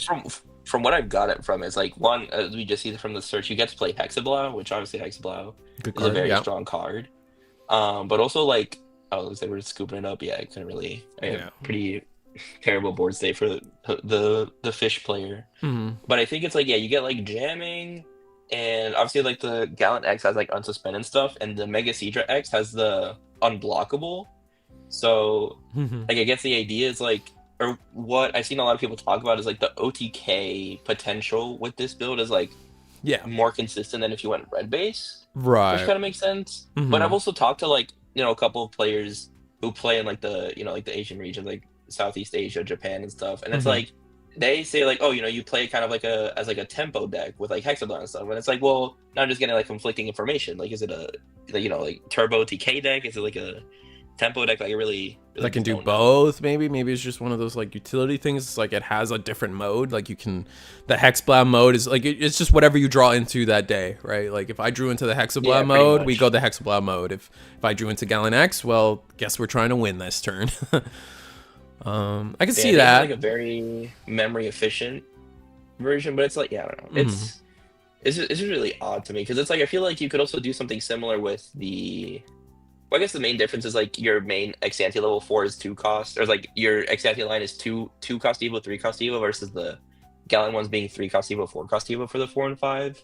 Yeah. So it's maybe just like more memory efficient in that way. I could But see that. Um, let's see. Let me. People are bringing up that like, okay, you can play Gallant in blue and red and yellow off the Numemon build, but like even the oh Numemon yeah, build feels like. I guess it's like in between. If I had to rank all of them for Gallenmon, I think like the red one's the best. Numemon probably for me right now is second, and then this blue one's like I gotta wait and see, man. I still don't have a fair opinion on this on the blue version, I guess. Um, yeah, but you get to play Cool Boy, and at that one point, that was like the card to ban at some point if we remember back in the oh day. yeah, So I mean, getting to oh play yeah. a During the BT9 days, that card was. I mean, that yeah. card still is like insane. Just not as much Mm-hmm. much value now, but yeah, during BT9, that really was like the Mm-hmm. one of the big menaces of the format. Right. Where are you? Speaking of menaces, like where are you at on your opinions with Analog Youth? Because like before this current the recent ban list, everyone there was inklings in the world where people were kind of starting to bring up like, hey, maybe Analog Youth needs to get banned. Where are you on at on Analog Youth? I honestly don't think it needs to be banned. Touched, I don't know. It's right? like, Yeah. yeah, it's like I feel like whenever we've seen like right now, the only deck that really abuses analog is like Megidra, which I think in like Mm. Megidra, like there's some bigger like or like more like pressing issues to ban, I guess. In Mm-hmm. Megidra, you have like you have the Grav Crush, you have a Growl X, Rush Geel. There's like a Mm-hmm. bunch of stuff you could hit that I don't think analog, and also a lot of those don't even play analog. Yeah. So Red like Purple I don't Imperial's in think that it's same like bracket too. It's like, yeah, I feel like if we really want to hit Red Purple Imperial, it's a different card than Analog Youth. yeah, And like even, analog is just a searcher in that deck, and like mm-hmm. there was like Takemika, which really abuses with like the Hellluga and stuff. But I think like Mm-hmm. like okay, you hit analog, the deck is still like randomly killing you from 5, uh, Yeah. like entirely from hand. So like that doesn't really fix that issue. Mm-hmm. No, So I can agree I with that. think yeah, I don't think analog like I don't know maybe in the future, it's it gets to a point where it's like, okay, like it keeps coming up as a problem random, or it keeps That's like coming up in problematic decks. Maybe it's time to hit it. maybe it But is the problem I the whole haven't. time. Yeah, but I just it's never felt Yeah, like the problem. Yeah, no, I agree. I'm just like every time I see that card, I'm like, okay, like whatever. Like the cards that are problematic are usually the cards you feel, and that's how I like. There's typically not like a sleeper card that's a problematic card, right? Like to me yeah. anyway. And Um, someone in chat bringing up like talking about Mimi, Analog, and Uko. I think the main difference with Analog is that the only way that you're like rocking it on your own is like you're sacrificing a level 5 stack. yeah. Or, like like deleting like a level 5 or Yes. higher stack, which like obviously like, in like Megidra, that's what you want to do anyway. But like it's not something so easily abusable Mm-hmm. because it's like, oh wow, I get to hatch another egg and gain a memory for deleting my level 5, but now I've deleted my level 5. So it's like Yeah. that's not like crazy value compared to like Uko, which is just like, okay, you just Mm-hmm. you have 8 copies of this card in your deck, which Mm-hmm. every time you promote, you get another rookie, and you just keep doing that over and over again. Yeah. Yeah. No, I can agree with that. And even then, I think the BT16 Uko, I'm still a fan of how that ban list resolved with I always thought the Proma Uko was the problem, and the BT16 one was perfectly. I think it's a Yeah. fair and balanced card. I think having to digivolve for one, limiting yourself to white in the back, messes your turns up more than I think people are willing to admit. Um, And also, but like, I think I appreciate the consistent, like, having the consistency option for a lot of decks that, we've seen need a lot of it, decks right? printed where they have, Only two like rookies. they Yeah. get 2 lines of, yeah, 2 lines of, where it's like, well, we need another rookie, so Uko just kind of slots in there, versus, like, Promo Uko is just, like, pretty much just aggro. Like, it's like, you gain a memory, you hatch an egg, you evo for 0. It's, like, Mm-hmm. just super memory positive, where it's, like, there's no real benefit to running it outside of just, like, bum rushing the opponent. Yeah. Versus like the other Uko gives you that extra consistency, which is really nice. Mm-hmm. Uka will always be EWW to me, EU to me, lol, Oh. but that might just be me. That's fair. I mean, we can all have Yeah, our pet cards to hate. Like, I still hate Hades Force. If we can ban, like, I'm telling you, Black War Gray players out there, you can have your Greymon X. You got to give me Hades Force to 0. That's it. That's all you got to do. Like, I think a lot of people would think that's fair. I'm just saying. But yeah, I don't know. All right, someone in I want to go back. Someone in chat mentioned Sea Duke is like, yeah, blue good stuff engine. You get to play Cool Boy, Gallant X, and Omni X with its full effect. Yeah, like I definitely get that, but I don't know. It's like it's just such a weird deck to me because I like. Are we gonna see the I Omni X really right here? don't. No. Okay. I was gonna say. Oh, there it is. The Omni X and the Protoform. Yeah, there you go. Oh my god. Ooh, yeah, that's pretty big. I guess we'll see what happens next turn. I don't think Examon has had enough time. We had to go level 4 in the back, so we're not even gonna get our cool Draco X incentive here. What was it? Tiebreakers. It's like, go ahead. the interesting thing here is like I wonder if because this Hexablock has a lot of sources, so I wonder if they can even get enough sources to well, I guess they might not DNA the Exa, just have the thread the Exa Ace here instead of going for like old Exa. Yeah. And now with the red option setup, definitely means that's probably what's going to be happening. Yeah, But, and then like I know, guess we'll we have the potential for Ace too, I guess. I don't know Yeah. how does the Ace work? Can we still use the 5s for the Ace effect or no? That's not rule text. That's like your turn effects, or it's like written on the you can use one of the level 5s, but you need a level 6 in hand. Like you can use the level 5s that they're on the board, but Right, you need okay. a level 6 in hand for the blast DNA. Fair enough. It's all right. X Antibody and Proto. Did they announce that Uncanny Girl? X Anti and Proto for Reprint Booster 2? That's cool. Did they announce something? I don't think it was like a wish list, but I think that definitely makes sense. Yeah, I mean they're staple cards. A card that could use it. I could see Protoform's a card I could see getting hit though. That's like the random. That's tangent. also true. Mm-hmm. Yeah. I think Protoform. Hit the go ahead. The ever Dark Animals. Cerberus X engine. Yeah. Yeah. For me, it's always been like a Ferris wheel or a carousel of 3 different cards people could do. It's either, for me, it's been Protoform, or Cerberus X or Dober X. Either of those 3 cards. Personally, for me, I've always been saying that like I think Dober X is like always like the good hit. Bandai loves hitting when they try to hit a deck, they love hitting that level 4 area first to see if that's enough. And so I definitely like, for me it's always been like, oh, hit Dober X because that's just what Bandai does, but like the other 2 are just as justified going to 2 as any other card, I think. Or 1, sorry. Yeah, I definitely think for out of those, I'd pick Cerberus X because I think it's like it just does so like you get the Yes. body and you have the unsuspend inherit on it as well. And then it So it's discards like you, so if push you those like don't have the body, it sets up the body yourself, so. exactly. It's like completely like yeah, and then it sets up the body to pop as well. So it's like completely like a fully like self-sufficient card. I feel And I that. think Protoform just as a card in general should probably be hit. I think that like that card is so insane for going. Yeah, you get Healing reduced you. cost, you get all your ex ante effects, and then when you die, it heals and you get a piece back. Yeah, the Like, healing it's the just like, healing okay, it goes like, so underrated, I think. The healing is actually insane. I like if oh my you've god. tracked a game against like I mean, I've had games against Lord Knight where they've effectively have had like 10 life. They were basically a yellow deck at that point because of just like, you know, how the game went. They're healing over and over again with a Protoform because I'm trying to answer the goddamn board. You know, it's, Yeah, that's a yeah, I definitely. And then yeah, the security effect that adds back to hand, so it's just like a loop, and it's just like, oh my gosh.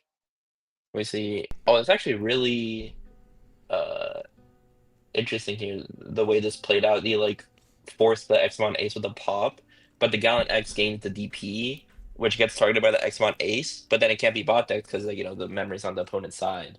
So oh.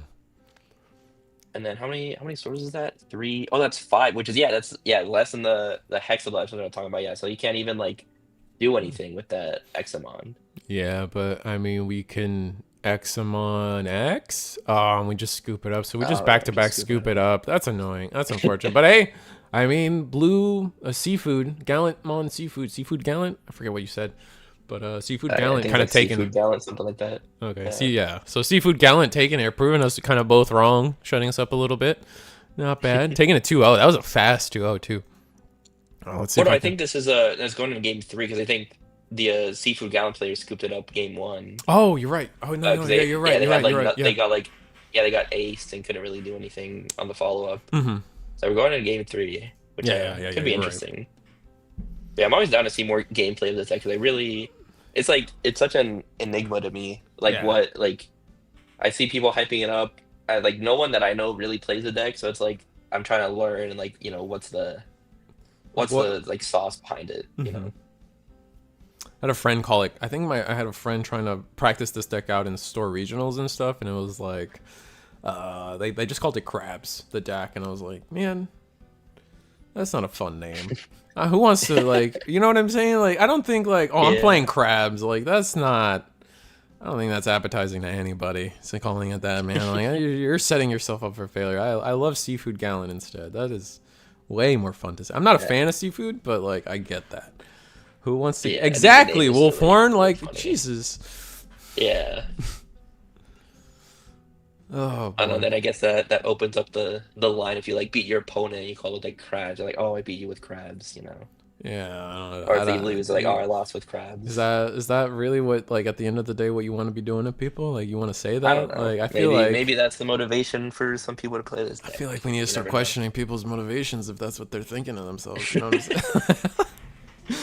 Or maybe they just really like Gallant X and don't want to play red-based Gallant X. That's fair. I've just I've just heard it called blue-based Gallant. Yeah. But it's fun to give decks names. It's fun. It's definitely fun. Crab Rave Hour. Oh, it's funny. We're playing that old Demi Marimon too. Or Demi Vmon, the one that if you have jamming, draw one. Jamming. That's a classic. Yeah, it's like every inherit in the deck has jamming.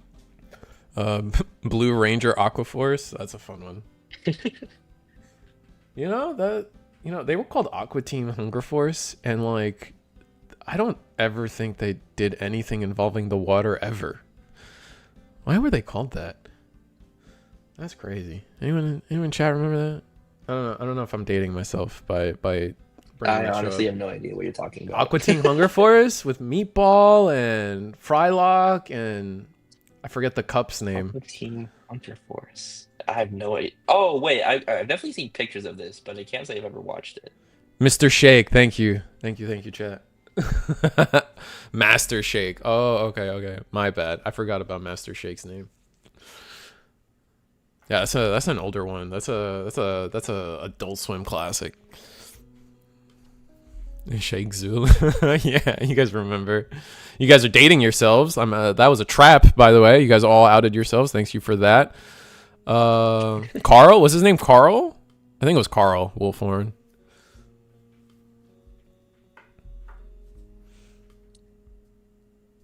Let's see. Oh, Crab's going in for a swing. I think this guy is jamming thanks to the crab underneath, maybe? No, that crab is just a vanilla. He has the draw one for the crab X, but I don't think he has jamming. So he's going for a big swing, yeah. Oh, does he have Or like at when least I don't think he has jamming. he might have can't be deleted in battle. Like the other jamming. Oh yeah, Yeah. when you evolve into the yeah, okay. So pseudo jamming basically. Yeah. Let me see if it's the 4 here. No, the 4 was gain a memory. I think one of the crabs gave you when Digivolving Yeah, can't I be think deleted. the crab on X is the when Digivolving one of your Digimon can't be deleted in battle. Yeah, it's the crab X. Yeah, you're right. It's 100% it.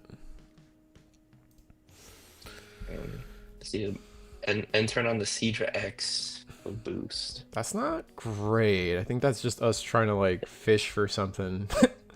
Not Always intentional. feel bad when you play boost, choke them to 1, but they have memory tamer, so it's like a 5 cost boost basically. Yeah.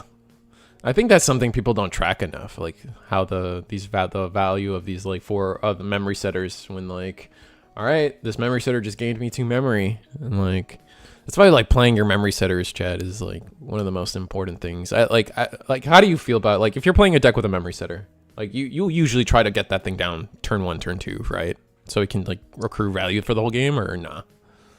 Yeah, I think I mean obviously it's very like or it's like somewhat dependent, but I think yeah, for the most part I definitely do like having the option to like if I open it, yeah, it's like now it'll be you're guaranteed 3 memory for the rest of the game. So it's like especially like if you have like a Davis or TK that searches as well, it's really nice. Like yeah, get this down, dig a little bit, and then I'm guaranteed the memory for the rest of the game. Yeah, because you play armor, so like you have a good comparison. You have the new Davis, but you still play the old Davis, I imagine, right? This one. Here. Yeah. So yeah, like if you draw him, if you see him early, you probably play him early. But if you see him late, I don't see a world where you probably play him too often, unless it's like a exact scenario of like I got nothing else to do and I can choke you to 1 with this. Exactly. Yeah, it's like it's one of those cards. Or yeah, it's like it feels slow to play later in the game, but if you open, it's like really good. And then out of security, it's insane. I've always loved. Oh yeah. Oh my god. That's any tamer out of security is always so insane. It's so much free value in 1 card. So Off security. I guess we deleted the Digimon with an effect at some point. With the wing draw on Evo deletes a 6K, so I think that's just. Oh, it is a 6K. I thought it was a little bigger. Yeah, you're right. So we're seeing. Yeah, I think this is where like the X1 player wants to be. They're still at a very healthy amount of security, and they've got a level 5 on board, so they can set up DNA plays. I think our fish player is going to be able to promote another Cedra X, because I don't see us like ending on a Cedra. Oh, Slayer. Oh, Slayer's going to force us to attack. Yeah. This card is so insane. It kind of cripples this deck, right? What's up? It kind of cripples like this scenario, right? Because he's just gonna... And we're gonna attack. You're just stuck promoting. You don't get the battle buff or anything. And this is gonna be 2 checks. Well, he's swinging security. I think it's like 14K. Maybe he's bigger. That's like. Scramble's huge. Wait, yeah, that scramble's actually really. That's insane. That saves us. Yeah. That might save us. Yeah, that's really good. I guess if we have the ace, it doesn't matter. Like we still clear whatever the hell we want. Well, it does, because the one big thing about Slayer Dramon versus like the newer taunts is that the opponent gets to pick what they swing with, and since like Examon Ace only targets the highest DP, he could like promote The like Seadra promote the swing. Seadra, swing with the Seadra, and then it gets aced, and then you can just like evil up the other guy, Right. which could be pretty nice. But we'll see what the X1 player sets up here. I don't know. I don't think he has blocker under that guy. I think it's all just like DP boost and then like security attack +1 for the wing draw.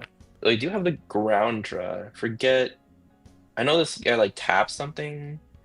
I don't remember if it also deletes. Delete's a suspended Suspend thing. something Yeah. and then can't unsuspend. Oh, okay. So Oh, it's the doesn't delete the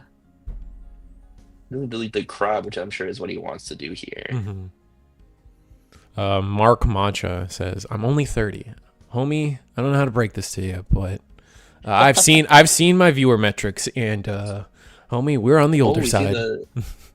The raw Examon X. I actually need to read what this card does because I haven't read it in a while. Oh, he couldn't. Oh, he couldn't play. He couldn't play that rookie because it was a 3K. I'm sure he had a 2K rookie somewhere though, right? Like, because like this crab didn't do anything other than that. Oh, because it's a 2-drop. So. Oh wait, yeah, that's actually right. Oh. I think like Wait, you can see in the trash though he had a different rookie, so like I think we could just kind of move on and allow it to happen. I think he played the 2-drop. Yeah, he played the 2-drop crab. When he definitely had because he promoted like a crab X earlier. Yeah. So I think he had so I think, he definitely. I think we're good. He definitely had it, but I think either way he would have had the body, so it shouldn't change too much. Well, now we see he's like doesn't get the pop, but he's not threatening like ace anymore. Although it does just have blocker printed on it, doesn't it? It does have blocker printed on it, so yeah, that works too for sure. I wonder why go all the way to the X ace. I guess we just didn't have blocker to really get value out of that. Yeah, I think just like the scramble really screwed him there because obviously hard slam Mega Seadra. I mean, we have that much memory, yeah. Guns. Okay. Do we have like ace or something? No, we don't have ace, but like we can go. We don't have rush. We can't game to like choke to 1. I don't know.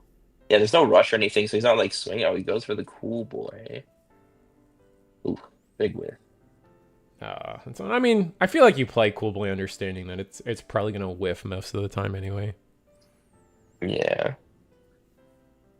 Let's see. Unless you're playing like, or you used to play like Alpha, which everything was an X antibody. Let's see, scramble Gallant into the Gallant X. No X antibody on it, so it doesn't get any. Yeah, it doesn't get the +4, yeah, or the -4. I think we probably wanted to see the Hexablow there. Like ideally, at least from what the route of this deck really wants to do. Is there a world where we have something like? I mean, we have red aces available to us, yellow aces, blue aces. Like, I don't think any of those are actually relevant in this scenario. However, yeah, it's like I don't know. I don't know if Seafood Duke even plays like any top end aces. It's like the ones that immediately come to mind are like, like Paladin and like the bonds, but I don't know. Bonds are rough. I mean, I guess you do have a lot of sources on like a normal stack that the bond of friendship could be justifiable in the deck, but I don't know. See another ground draw. Yeah, we're just gonna make a whole new line. Ooh, one of. Love to see it. Ooh, yeah, Hammers Park going down. Is that gonna suspend? Oh wait. Oh yeah, that works that way. Yeah. Because it's a pat. Oh yeah, because it passes turn and you can the breakthrough effect lets them swing. So this just is a clean out, especially with no ace. Yeah, I don't think we can. I don't think we come back from this. I think we're just. It's a.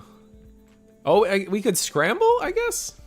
Let's just make sure they don't scramble into that 3K. Yeah. Although, oh yeah, you just played the scramble master. Yeah, so yeah, you can scramble into that. But I mean, 1 memory and it doesn't have a rush or anything. Seems maybe we have Crab X in hand. Oh, but the cool boys don't unsuspend because of. That's unfortunate. Yeah, because of the ground draw. So it's like, yeah, it doesn't really do like that much here, unfortunately. Yeah. So yeah, it might be. might be routes for the seafood deck, but we'll see what they can do. All right, so we did pick back up the Crab X from that play. Crab in the back. Oh, that's just too rough. I don't see us coming back from this. We can't be deleted by battle now. Yeah, I guess he could like Mega Seadra X to like if he had like Protoform into Seadra X into Mega Seadra X, he could like stun the Exomon X and then he might not be dead. But he's like, I don't know, feels like he's doing a lot to like just barely hold on. Yeah, and just to get cleared by, you know, another Exomon anyway or something. Oh, Mem boost. Oh, we just see boost pass. So yeah, I think the crab might give us blocker, I think. So yeah, because it does on play give itself blocker. Right, so technically could survive, but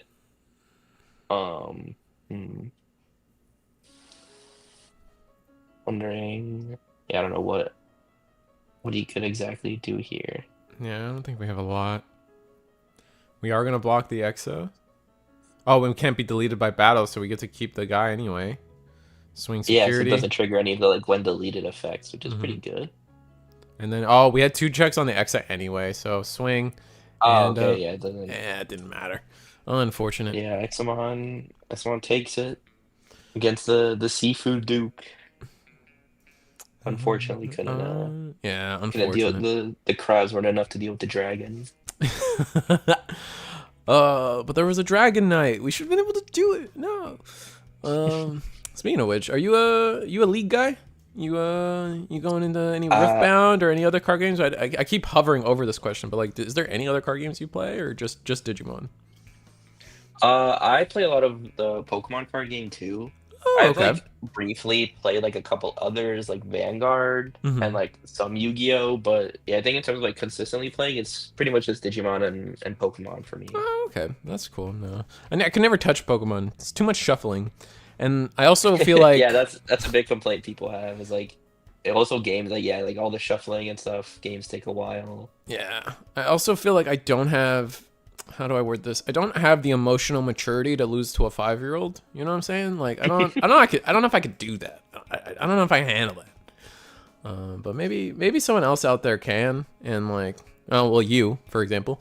And you know, props to that, man, because I sure can't. Or at least I don't know, and I don't want to have to test myself. You know. Yeah, that's fair.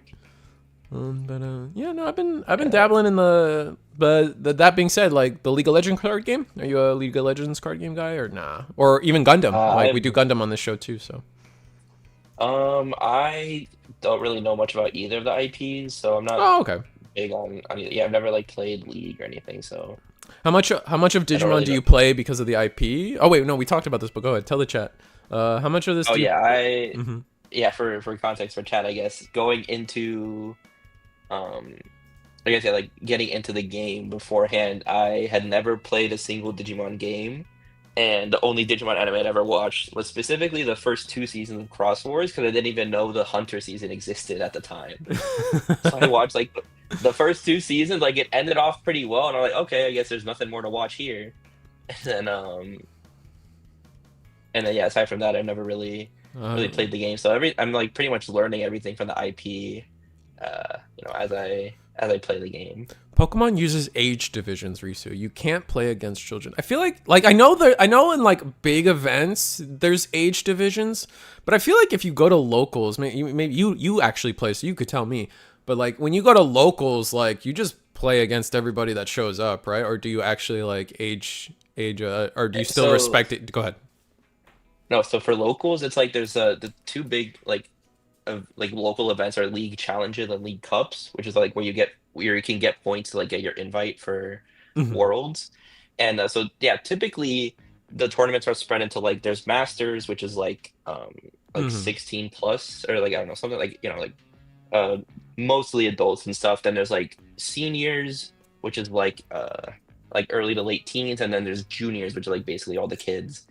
And so like normally when you go, like at least for my locals, when I go, it's like, I don't know, if it's like a big event, there's like 20 Masters and then like 2 Seniors and 2 Juniors. So like a lot of times what happens is like people can get down paired into the seniors or juniors in like round in whatever round.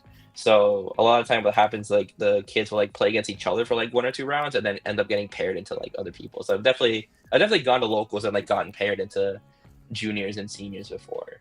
Oh, okay, yeah. So I feel like, I kind of felt like that was going to be the case because it's like it makes sense like the big tournaments where you have a lot of people showing up. Like you go to and I think NAIC is coming up. Like surely there's no I'm going to say cross contamination. There's no cross contamination there of the brackets. But if you're just going to your locals and 20 people show up, you're just playing a 20-man locals. I don't see a world where people like break it up too much or at a local anyway. No, yeah, for sure. Like, yeah, if you go to like a regional level or like regional or higher level event, like you're only hitting your own age rank because they get enough people to like actually run proper tournaments for every age division. Exactly. It's like just locals where you have like skewed numbers and stuff. So Masters are usually the parents that got bored sitting there waiting for their kids to be done. That's how they got me. Oh, that's funny, Marco. No, there was actually that's funny enough. Like I met. During the last nationals here in Orlando for Digimon, there was 2 kids. They went to my locals like in prep, and like one of them, I don't remember their names because I'm terrible with names, but like they both showed up with their dad, and like one of them, like the youngest of the brothers, was like, "Oh, I just won some juniors Pokemon thing. I'm actually like," he was just like he was riding that high, bro. Like he was like I'm the shit, and I know it. And I'm like, man, like good for you. Like I was happy for him, right? But it was funny to talk to like the dad who's my age and just go back and forth about it's like, oh, you're just like exactly like what you're saying, Marco. Like he just kind of plays because his kids play and stuff like that. So it's kind of an amusing perspective to have. Yeah, I've definitely met a lot of people like that who they just play because, or like parents and stuff play because their parents or their kids play as well. So it's like if you're already there, I might as well sign up and play too. Yeah, exactly. Okay, looks like we have Tessero on this. This is definitely Megidra, definitely versus Purple Hybrid. Yeah. Purple Hybrid fell off. 2 end of attack, deleting and floating decks. Yeah. Looks like it looks like Tessero's going for the kill turn. I mean, with this much memory and stuff still being played, I could see like this still kind of happening here. Yeah, he's definitely got resources to work with. This Scalping doesn't have rush though. You mentioned so. it like. Yeah, this guy can't swing unfortunately. But oh wait, sir, what is that? The Cerberus milled? Oh, are we trying to do the classic Cerberusmon X like tomfoolery? Oh no shot. Oh, this is actually demonic disaster. So now I can pop that to unsuspend the rush guy and then float it to another. Oh, this is really funny. Wait, so maybe this isn't like. He might just not be playing any Megidras. He might just be playing like a low end rush deck. With like a level 5 rush deck. I forget who it was, but some people have just kind of been lately adopting the idea that like the best part of Megidra, the worst card in Megidra is Megidramon itself. Everything else is gas, and that's kind of what people have been saying. Like at least like that's a idea that's been parroted around a little bit. Yeah, I mean we recently saw that like did really well at the OCE regionals. I think it got like 2 of top 8. Right. So like that's definitely not a bad idea to just say, we don't need to play all this bricky top end if we just keep like looping Growlix and Rush Heal. Like eventually we'll get there. But I definitely haven't this Cerberus stuff is new, which is really interesting because it's like you can go like Cerberus like swing Growlix if it lives like Evo Cerb, then play Werewolf, play Rush Heal off the Growlix deletion, then like swing the Werewolf and then Evo Cerbax, then you can play another Rush Heal. Because that's just like infinite swings off of one stack, which is really funny. Yeah, we got another Graph Crush. I think that's... Oh, he's tracking it with dice. All right, so we have 3... I think this is 2 Graph Crush on the stack here. Or he's representing how many Graph Crushes he's played. No, he's representing the memory. He's definitely played at least 2, so I think that's what we're looking at here. We're looking at him playing. He has played 4 Graph Crushes, is what you're saying? No, I think he's played 2, so it's like there's 4 memory. Oh, okay. Okay, yeah.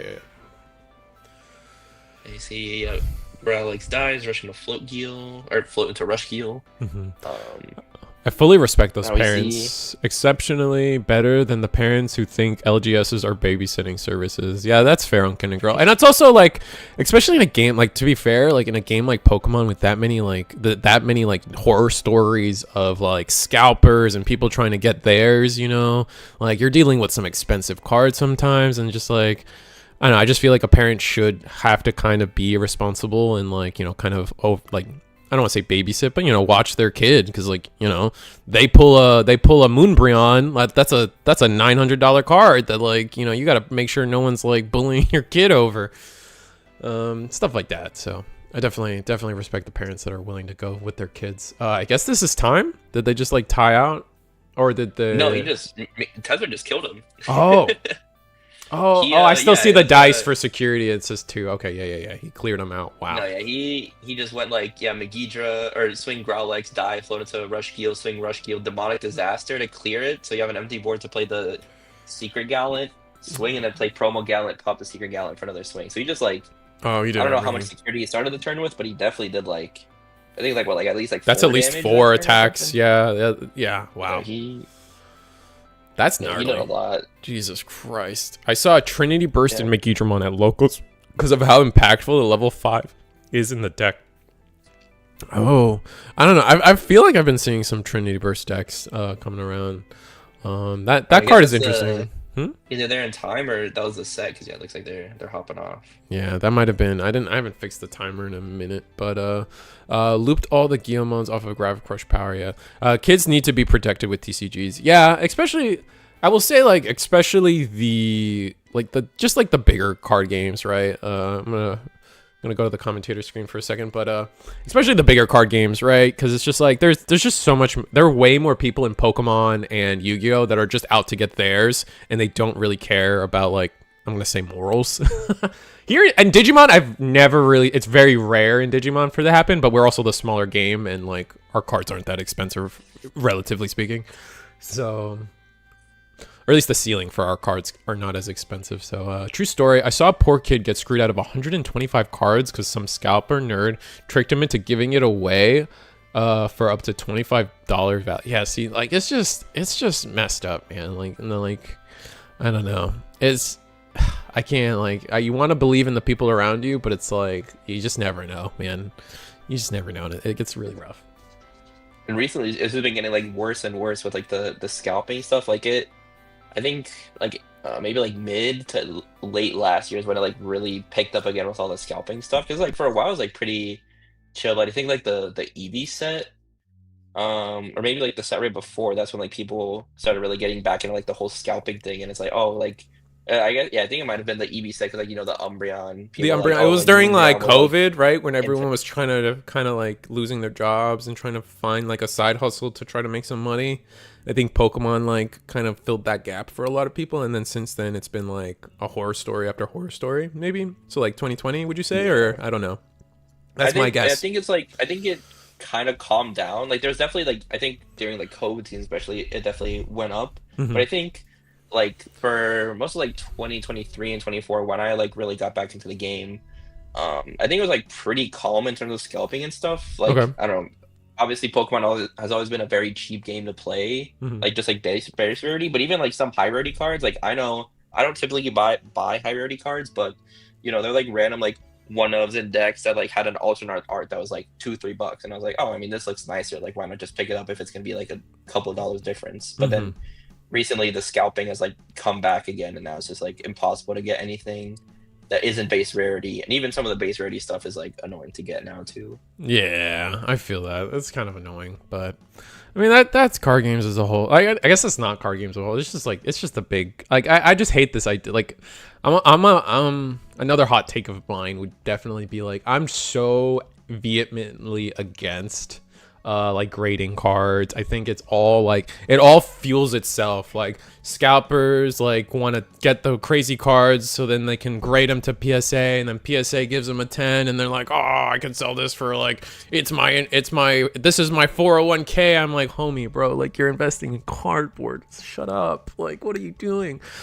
Oh, and it's just like I don't know. I just eye roll my eyes to like so much of that. It's so cringe. Like I know there's there is some like the I want to say the glamorous side of like grading your card. Like, oh, this is my favorite Digimon. It's the coolest art, and I'm gonna go send it graded, and I'm gonna get a 10, and it's gonna be my possession forever. And like that's cool for those people, but that's just not the reality of like 95% of what people are using those services for. And it's just like, ugh, it just fuels that scalper engine. Grading for like your own personal like satisfaction, I think is totally like, Of I think course. it's cool. Like, if you keep a collection of like cards you like and like a nice slab and stuff. But if you're grading a card because like, ooh, if this gets a high rating, I can like sell it off for like 10 times the value. It's like, okay, well that's like so lame. Yeah, Like, this is a children's card game, homie. Like it's just like, oh, what are we doing here? Let's go. I'm gonna go to the sellout page real fast. Just a reminder, everybody. Again, EX9 Progressive Case Tournament. We're here at Eagle's Nest. We're hosting a BT21 proxy event. So it's a BT21 tournament with EX9 prizing. I want to be clear. I'm going to be as super clear as I can every time, all the time with this tournament. It is a BT21 tournament with EX9 prizing. So we just got the reveal of the was it the 2-star Machine Dramon? The 2-star Machine Dramon looks disgustingly nice. Like it's got like the chrome on it and stuff. Like the guy was flashing it in the video. It was so sick, honestly. But then the last thing we'll sell out real quick is definitely become a channel member. Helps me out, helps the world out. Here's other online weekly webcam tournaments. Do you you said you mentioned you sometimes participate in webcam tournaments. Do you participate in DigiGuard United or DigiGalaxy at all? No, so far it's mostly like in terms of free time and stuff, Eagle's Nest has worked out the best for me. Okay. I do want to, if I get the chance, I do want to try other ones just because, playing Digimon weekly is just, fun. So I definitely It's nice having would be part down of to it. try other ones. Yeah. Especially like Eagle's Nest because I think the pricing is definitely nice for just being like a local level event. Yeah, I think that's why, like, unfortunately, like, I think that's why Eagles as a tournament series has like done the it's off the back of the pricing. I think off the back of the pricing, like the Eagles, that's why Eagles Nest kind of soars above all the other ones right now. It's just like Eagle has just been able to achieve such a dream scenario with his like being able to attain product and stuff, and he's amazing at just working that side of it out. Gundam TCG every Wednesday here on the stream. You guys might have seen. You might have come to check it out. It's coming out, man. It's coming out. I think it's end of July. So it's soon, man. Like if you guys are interested, we got you covered at Eagle's Nest. You want to play? Expect tournaments from us, and at least for set 1. So we're really excited to do that stuff for you guys. So if you're interested in Gundam, check us out. And then Digipanda merch. Oh, I have some sleeves. I want to show you guys the foiling on these Digipanda merch. Make sure you guys get them. Use the link in the description below. Get some money back. But I'm telling you, the sleeves are sick, man. And then something very close, near and dear to my heart. Hyper Coliseum team is getting to do their first, not their first commentating gig, but definitely their first time working together. And they're really excited. And I'm really excited to see them succeed. So check them out. Booster Box. June 14th regional. That's this Saturday. So come check them out. Use the QR code. It is on the Booster Box Twitch channel. Oh, I should double check that. Whatever. Use the QR code. I'm sure you'll get there. Or follow Hyper Coliseum on YouTube. You guys will probably find the link somehow through them. So please check them out. Please support their endeavors in commentating. I love to see it. I love to see it. Let me get my, like 2 seconds. Let me get the sleeves.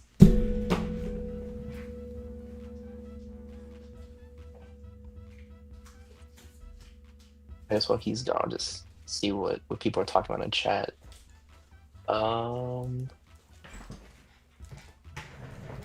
CS deck. Oh, actually, I know you're back. After you go through the sleeve stuff, I want to ask how you feel about BT22 with what we've seen so far. Oh, the CS stuff? Yeah, I see you. All right, so here we go. Here's the D Brigade 1 chat. It's still in the casing, so it's like the foiling is not going to show off as much. So, but I do have also to show off. I have Here, oh, you can really see it with there, like the rainbow foiling on the Takamika's. Look at this thing, dude. And the art style. So like Digipanda and me talked about how he came upon deciding the art style for these cards. If you remember back in like set 1, like early Digimon, like you guys remember like the Magnamon, the Metal Garurumon, the Angel Woomon sleeves with the crests in the backgrounds. He definitely took an inspiration from those to make these sleeves, and they're so nice. And like in comparison, like here's like, it's a little older, but like you can see that like they're basically the same, as good as like any other like official Bandai sleeve in terms of quality. Like they're basically the same thing. You do like, you know, art sleeves are art sleeves, but like I'm telling you, like they're like the same thing. Like, I mean, all right, God forgive me, Panda. Like if you want to test like out their quality, like you just like stick your fingers in and just like, oh, I broke it. Well, finger test for everybody. I'm sorry, Panda, but like I'm sure like you guys understand, right? Like I'm like, let's try it for the sleeves as well.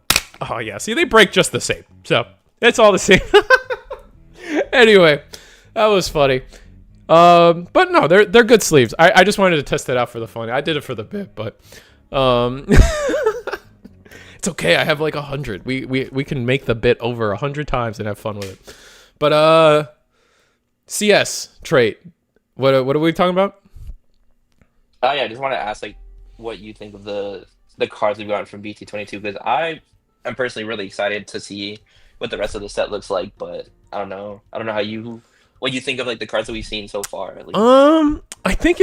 I think the biggest concern is like everyone on everyone's mind is like, or at least I feel like the general concern is like, what's our comparable? Our comparable is Sun and Moon, and everyone hates that deck right now, right? Like everyone like rolls their eyes seeing how much memory the Sun and Moon deck does, and it's because of all like, and you can argue that like the Sun and Moon deck is only good because of all the parts in the combo that are not restricted, right? So like, oh, going into my any level 6 for free is irritating to watch. Going into 7s for free is even worse. So watching them pull those combos off, it's just like, ugh, right? But like they did their like, I feel like they did their due diligence in making the CS trait where like they're restricting every part of it. Like Sun and Moon, the tamer's insane, right? But then the new tamer for CS is like, oh, you have to digivolve into a CS straight Digimon. So it's really going to depend on the stuff we haven't seen yet. Like, are the 6s really like worth digivolving into? I don't know. How do you feel? I'm actually really excited for what we've seen so far. It's like what in particular? Probably definitely an unpopular opinion, but I actually really like the Galaxy deck. Okay. Like you're not only like, with like the, you know, like the hex of like the toolbox top end, because I'm just like, especially coming from Pokemon, I'm a big fan of like toolbox decks. Mm-hmm. And so even if, you know, obviously like the new tamer being like CS locked, you can't toolbox as much, you're still getting at the very least 3 lines, because, you know, there's like the Terrier, Palmon, and Oguru, but then like almost everything in this set is like has the CS trait. So like, you know, maybe if like the Ult Force is like generically good, or like the Alpha or stuff like that, you can just like slot that into the deck and it'll work.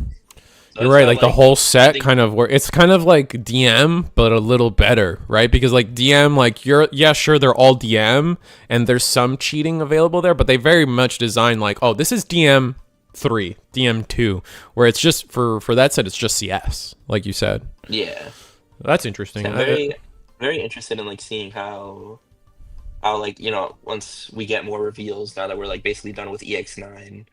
But yeah, also, I mean, if the top end also isn't that good, then I'm not opposed to like playing it as like kind of Galaxy, where, you know, you don't get to free evo into your 6s, but now you get access to like 4 different colors for your top end. So, and honestly, I'm okay with that, right? Like I've kind of said that like Galaxy's cool, but like the thing that takes it over the top, and like the thing that the pain point is like the power ceiling. Like everything it does is cool, except when they start going into Paladin modes for free. Like that's, to me, that is where the deck is problematic. Is like, I don't think any deck should go into level 7 for free. In fact, the only banned card in Digimon is the thing that lets you digivolve into your 7s almost for free, depending. Like I don't think there's any level 7 that evos for 7, right? So it's like effectively free. Yeah, or I guess technically Susano, but Susano's for I 7? think that Is it actually? yeah, Oh, or wow. at least I think so because it's like it can evolve off of like anything. So I think that's how they try to balance it. Yeah, Devo's for 7. Oh, you're right. The original Susano goes for 7. Oh, I forgot Yeah, about because that. I just remember specifically when like MDF Susano existed, you'd Evo into it for 1, which probably Mhm. didn't matter, but it was like, technically you're paying a memory for it Yeah. instead of 7. Yeah. Well, if you have Bokomon on the board, you gain a memory, which is kind of cool. Oh, that's also true. But yeah, I'm uh, very excited to see where BT22 goes. I also really like the app stuff. Like I really like the Gaimon oh, deck, so yeah. I'm That's what excited I to want to see. see. I'm excited for the Appmon stuff. Like, that's probably where I'm most excited for. Because I'm not a big fan of the games. Like, like, I'm kind of sad that we're getting 3 sets of the games back to back. Like, that seems a little like we're getting a Time Stranger set right next to, which, makes sense from a company standpoint. Like, it makes sense to, like, oh, the game comes out, accompany it with the card game, do some stuff. But, like, man, like, it's kind of boring for me to be like, oh, we're just getting 3 video game sets back to back to back, and it's like, I get, like, those games are about collecting Digimon, so it's like it's not like there's no real theme, right? Like, so it's just like, what, we're just gonna support whatever the starter Digimon are in every game, and like, what does a hacker memory like set look like? It's just gonna be the starters and that's it. Like, you know what I mean? It's just like, I don't know. Yeah, a lot of random stuff. Yeah, it just like, I don't know. Like, I feel like it just, yeah, like you said, it just kind of makes the sets a little too random for me. At least from flavor wise. I'm sure the cards are gonna be fun and the decks even better. But in terms of diversity and what I look for in a card game. But BT22 makes CS feel like DM was a prototype for CS. Yeah, and I think the Frontier BT18 deck was a prototype for Adventure. The question is, will Hacker's Memory also be CS? I guess we don't know. I can't stand Antmon. I am not looking forward to Astra coming. Was hoping Airy would be first. Who's Astra? Actually, don't know who that is. I think Astra's like the tamer for Musimon, or like the current Oh, apps that we're getting right now. oh, one of the for Atmon. Oh, okay. I see what Yeah, you're he's like saying. the one of the protagonists. Time Strangers comes out around the first or second DLC adventure in the season pass. Oh, okay, cool. That's close enough. Like, you guys got to compare. Like, for Digimon Survive, all we got was like 5 promos or 10 promos or something, and that was it. That was the whole collaboration. I'm like, what the hell? That didn't feel like enough even back then. Oh, looks, but this time we're at table 1. We get to see Examon do its thing, and we get to see whatever Tessero is cooking up, like with I guess like just level 5 shenanigans. Yeah, I think it's like a Growlix aggro deck, but I will see how it goes. Because yeah, Examon is definitely a very like good defensive deck. So it's like I don't know how well the aggro strategy is actually going to be able to get through if Examon gets set up. Obviously, this board state isn't very impressive from Examon yet, but Oh yeah, I don't know. We'll see. We'll it see could what Testro's got cooking up here. for sure. I mean, I'm inclined to agree with, like, yeah, because like, have we, out of the cards we saw, does Examon, like, can Tessero out an Examon, right? Like, I know there's promo Gallant. That's probably like step number 1. But after that, like, if we're not running Megidras, like, we don't have solid ways to say delete a level 7, and even worse if it has to evade. But this is Yeah, one for sure. way. I really. Oh, that we see a medieval Gallant coming down, That's interesting. which I think this is. I think medieval is a very hard card for Examon to out because it's like with a lot of like I've seen those like Moss Day 2 because your DNA is like end of turn. Or if you're trying to keep turn on the DNA, then um like it doesn't like if you're trying to go into DNA on like one turn, you can't really do it because the end of turn stops you. And the option, like if they play the option and set up double level 5, they don't get the delay until the next turn. So the Hmm. medieval can still proc and delete something to like make it really hard to actually set up a DNA. So I don't know Yeah. how what Exa can do here to like try and break through medieval. And we're seeing here just swinging alliance. I think this is a good with a lot of start though, DP. because they could easily, if it's sideways with 2 boosts, like what's stopping us from just going level 6, swing over it, right? Yeah, that's also true. Yeah, I guess that's one way if you go like up into, I guess if it's a especially, but if you have like breakthrough as well, like tap it down and then swing into it I think is that also might be our pretty best good. out for at least this board state going forward. Like because especially we're about to go into our level 4 for free if we have it.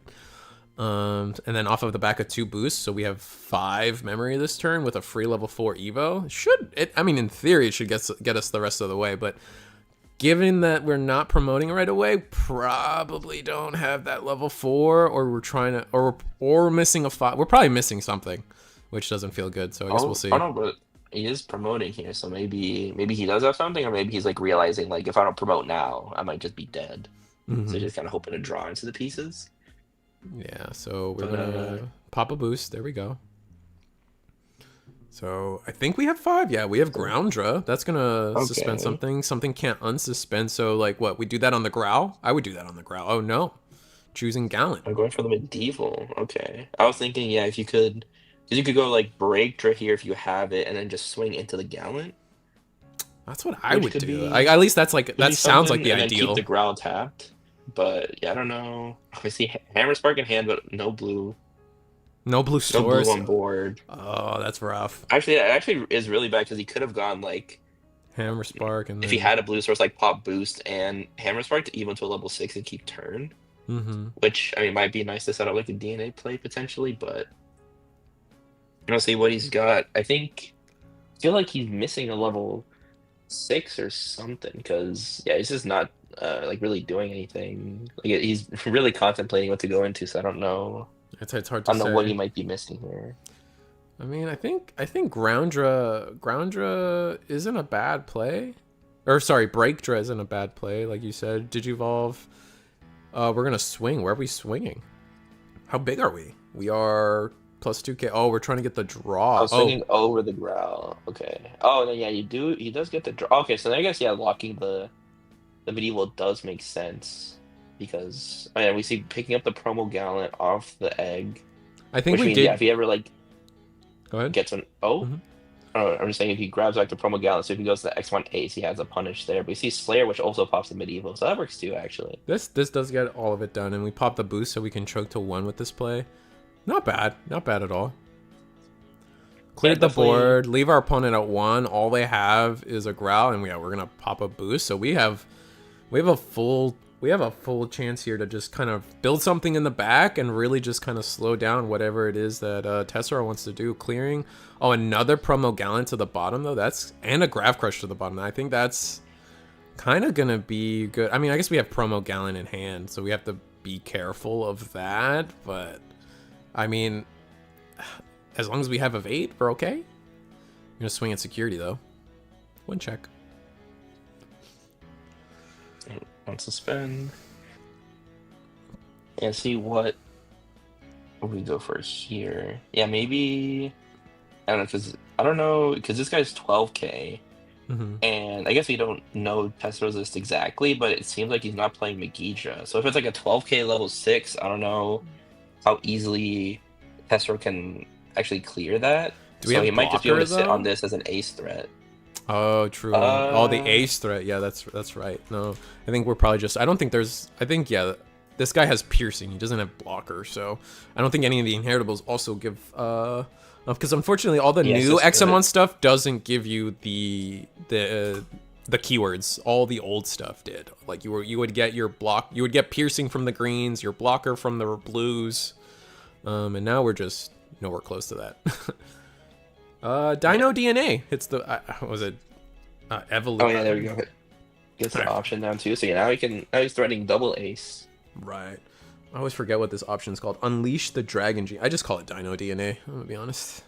Dino DNA rolls off the tongue a Oh lot yeah. better. So It's like I'm that. down It's to like call him that. Dino It's like DNA too. that. It's that Lugamon option. The Demon Wolf of the Castle of Nine Wolves. Like Oh yeah. just it's the Lugamon delay option, and also the other was it the D Brigade Oh one? yeah, that one's insane. Yeah, no, that's the D Brigade delay option. That's it. We don't we don't go beyond that. Yeah, when I played Take, I would just always call it Castle. Evade from You know, blue? Oh, like Marco, you Castle. might be right. I think you get evade from blue. My bad. Yeah, the ground trend here is like when it deletes something in battle, trash one. So currently no evade on this Slayer, but yeah, also 12K, so I don't know if it's getting deleted. I see Growlix here. Growl We'll see X. what Tether can do here, but the X1 Ace being a bot deck is definitely annoying for this deck because it means you don't get to get your Growlix float, which might make it a little harder to keep pressuring if your Growlix gets bottom decked, but it And might we also be we trying to also bait the Ace and go for like a Gallant play. yeah, we also went into the ground drum one like hard play just so we can like we have two, these are both ace threats, right? So like if Tessero finds an out for one, it's gonna be hard pressed to have it at for both, plus the Dino DNA. Oh, we're gonna see. Oh, here we go, the Serb. So you can see some really cool plays here with the Cerberus. Oh right, is this the draw? This is the draw 2 trash 1? Yeah, draw 2 trash one on deletion. And then he's gonna hard play it for 9, gain the 9 memory back, but we have the growls and stuff, so we're gonna gain that memory. Only 1. So what does this allow us to do is the real question. Like now we just have this rushing level 5 on board. Well, now we get to, so now he also gets the Growl X float. So he can go into like a rush Geo, so you know, does just turn into like 2 swings. And do we have enough in trash? How much does Exomon have in trash? Doesn't it looks bulky somehow, really, but I don't know how they got there. This should be like I mean, 2. Yeah, you're right. There's 17 or 18 for Tesla, so it definitely should be enough. Yeah, enough. Yeah, then we see the promo Geeky adding back the Growlix. Yeah, but now we see Graph Crush. Yeah, he's using the dice to count how much memory is going to be passed over. Got it. Yep. Don't worry, guys. The inheritables are pretty blurry on our side too. It's just webcam tech. You guys know how it is. It's been too long since I've played worse Imperial. That's fair. Oh, Big Z. How can you disrespect the DigiPolice delay option like that? Oh, easy. Though simply. Yeah, quite actually. I'm not reading all of that. Yeah, that word started with Metropolitan, and then I skipped all the way to Team, and then I was like, yeah, no, we're good. Yeah, that's too many words. It was a blocker. Oh, it was blocker from green and evade from blue. Okay, my bad, guys. Either way, like not getting the keywords from the inheritables now kind of makes like puts the deck in an awkward spot a lot of the times. It feels like, but the DP is also nice, so it's hard to say what ends up being better. Like right now, are we attacking? Yeah. Oh, it's actually really interesting because the now that the werewolf is in play, if he goes for the extra ace, he bot decks the werewolf and not the Growl X, so Tessero still gets to float. Pretty good. Yeah, just goes in and lets it through. 2 checks? Dies on the second check. Why is it 2 checks? Yeah, oh, because the Growl X inherit deleted. Yeah, the other Guilmon. So you got to go in for a little bit more damage. And yeah, so it's right back into Rush Heal again. Yeah, he just keeps pumping out. Oh my gosh. Yep, double Grav Crush. Go to 6 on that dice. Oh, 7? No. Go to 6 on that dice. Should be 6. I don't know. Maybe it's just like a symbol on it or something, so 6 would be more confusing to look at.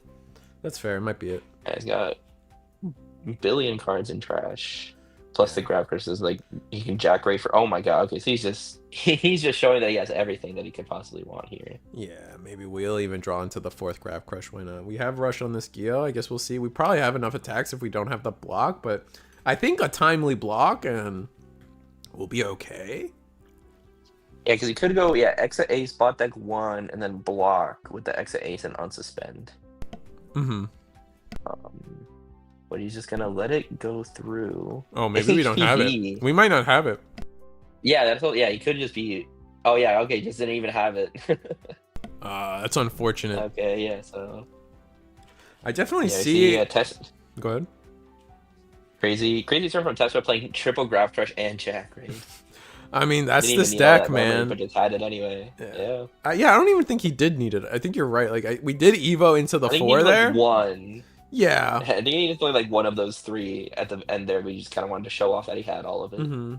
I feel like, what was I gonna say? I was thinking like, I bring up that point because like, if we only needed one, well, guess what? Like, I don't think we're banning Graph Crush, so that, like, all of this is theoretically possible with just one of those, which is kind of a scary thought. I mean, I think. Well, I guess yeah, maybe that game's because yeah, he played like one Graph Crush before, and then he could have gone away with just the Jack Raid to have enough memory there. But yeah, I mean, it's definitely one of those things. Like if you see it, it's really good, but Yeah, I'd still be it'd be harder very to see happy if with it's the at Graph Crush one. ban. That's fair. Yeah, yeah. Exactly. But see, I didn't even think about it, but like the Cerberus play was really cool from Tessera, even though you didn't have the Xmon Ace, being able to like protect the Growlix from being bot decked is actually really, really cool. Yep. And I'm sure like it was also just like an extra swing as well, which is really strong. We're going into game 2. See, yeah, sure. maybe this time if Xmon can hit their Ace, they'll be able to actually survive the big combo turn from Tessera. Yeah, it just seemed like that whole game, Examon was kind of off their game. Like, they had that one turn where they answered the board, but like the whole time it felt like they were questioning what they could and couldn't do. I don't think they had the draws that they wanted that entire game. Yeah, that definitely felt like a promote because I have to, and then hit like something to try and like claw back on board, but it really like it just wasn't enough. Because their follow-up wasn't great, right? It was rookie in the back, hard play of 5, where they could have like extended into something, play a boost, go crazy, get a blocker out, but they just couldn't do any of it. Yeah, it is. Yeah, it would have been great if he could have threatened aces, but yeah, I guess just didn't have the pieces he needed there. I think boost coming down. Yeah, the Wisteria is such a big boost for the deck, and also like, well, I guess it's funny now because since they got the red rookie, they play like Wisteria now, but they could have also been playing Jade if they didn't play like the like red cards as well. Yeah, I think you hit it on the head. I think they play the blue, or they play Wisteria because of the red rookie, so you can always play it, and it's still the same thing. You get to pick up any card, regardless. Yeah, which is nice. You just no Draco X, unfortunately. Yeah, it is a little unfortunate, but I guess like it does limit like the Wisteria memory boost like limits your deck building a little bit. Like you can't go into the old green stuff as easily, like the pure like the EX3 stuff. But I feel like that most of that stuff isn't as widely played anymore as it is. Yeah, you really mostly care about the new stuff, which is all either red or blue. So yeah, just it searches out what you need, and then you also still have like Davis as well, which searches most of the deck too. Yeah. So you have a lot of dig in the deck, which is nice. Something that I think the deck was missing back in like EX3. I mean, I try to remember what EX3 looked like, and I feel like EX3 like it was Hydramon, but like Examon had its place in the meta at some point, right? Like I remember like maybe it wasn't like the most like top like the most oppressive deck, but I feel like it had a presence in top 16s during that meta. Like maybe I'm crazy. I can't remember EX3 I specifically remember I think like specifically post ban BT11, like after like the gray exit and stuff. I do remember seeing a lot more Exa popping up. It was like it was just a pretty strong deck. You know, if you set up the combo, if your opponent raises, you just like explode immediately, and there's not like the insane memory efficiency of Blackboard to deal with anymore. Yeah. It was tier 2. It was kind of around. Yeah, like for some reason, like EX3 is such a blur to me. Yeah. Yeah, it wasn't like super popular, but it definitely had like it was around enough where it's like you could expect to hit it in the tournament, I think. Yeah. Like not like you're not gonna hit like 4 rounds of Examon, but you know, like 1, maybe 2. I remember one of the regionals I played, I hit into 2 of them, which I thought was pretty surprising because I like before that tournament I wasn't really thinking about Examon. And then after the tournament, I saw Examon was like doing pretty well. I was like, oh, okay, I guess that makes sense. I have to read these cards. I feel that. I've experienced that before. A lot of blue flare in EX3 was that the era of blue flare? And I guess it was. It must have been. Oh yeah, because yeah, it was yeah, especially with Black Warg like falling or like getting hit. Mm-hmm. Blue Flare also definitely came out. I think because yeah, like EX3, I think was like Crossheart and Bloom Lord mostly. Um and then BT11 obviously added like Black Warg and stuff. Is that restricted card announcement real? I don't know. Oh, if it's one talking about, I think like it hits like the Adventure Gabu and then like Grabfish and that's definitely not real, Okay, cool. unfortunately. But I do remember seeing people post about it. But yeah, it's definitely Yeah, that's gotta okay. be Maybe real. not definitely. Maybe they're like predicting the ban list early, but I don't think like that shouldn't be like an actual official announcement. So Got you. I see what you're saying. Yeah, I'm not good at following Twitter. I have a Twitter account out of necessity, but that's about it. I don't do a good job of following what the homies say on Twitter. but yeah, I saw. Yeah, I saw. Oh, yeah, I just pulled it up. It's like it's the Talmon that Mm. like has inheritance stuff, then Grab Mm. Crush, Royal Knights, and then like Purple Gabu, which I Oh, think okay. the Gabu is just there because ban there's already like two banned Gabus, so might as well add a third one. Yeah, because I was like like you said, Goblin was like that's like the least of my problems. Like when Oh yeah, like I as think that was adventure, like I think that's like the tell that it's like not real. right? Because It's like like, oh yeah, there's why would they ever hit this card? Which wasn't even in like the one adventure list that has that one so far. exactly like uh. All right. Oh, we're getting aggressive. Okay, attacking security at 9. Graph crush. Ooh, we're happy to see that a little bit. Maybe rookie in the back. Oh, we're rookie for Catching on that 1 in the this isn't back. like a Yikes. it might not be like an actual Megidra deck, so it might just be taking his chances. Like there's probably not that much top end in security. Yeah, the only thing we die to there is like the level Just the sixes, which Gallants. yeah, the gallants. Because we're actually sitting at what +4 with this guy. Like we're pretty tall. But Yeah. still making a pretty awkward stack unless we're able to unless we have the Exa Ace again. This is once again a pretty awkward stack. So I guess we'll see where we go with it. Yeah, it's Hopefully we got the definitely bottom deck. not That'd be ideal. nice. Yeah.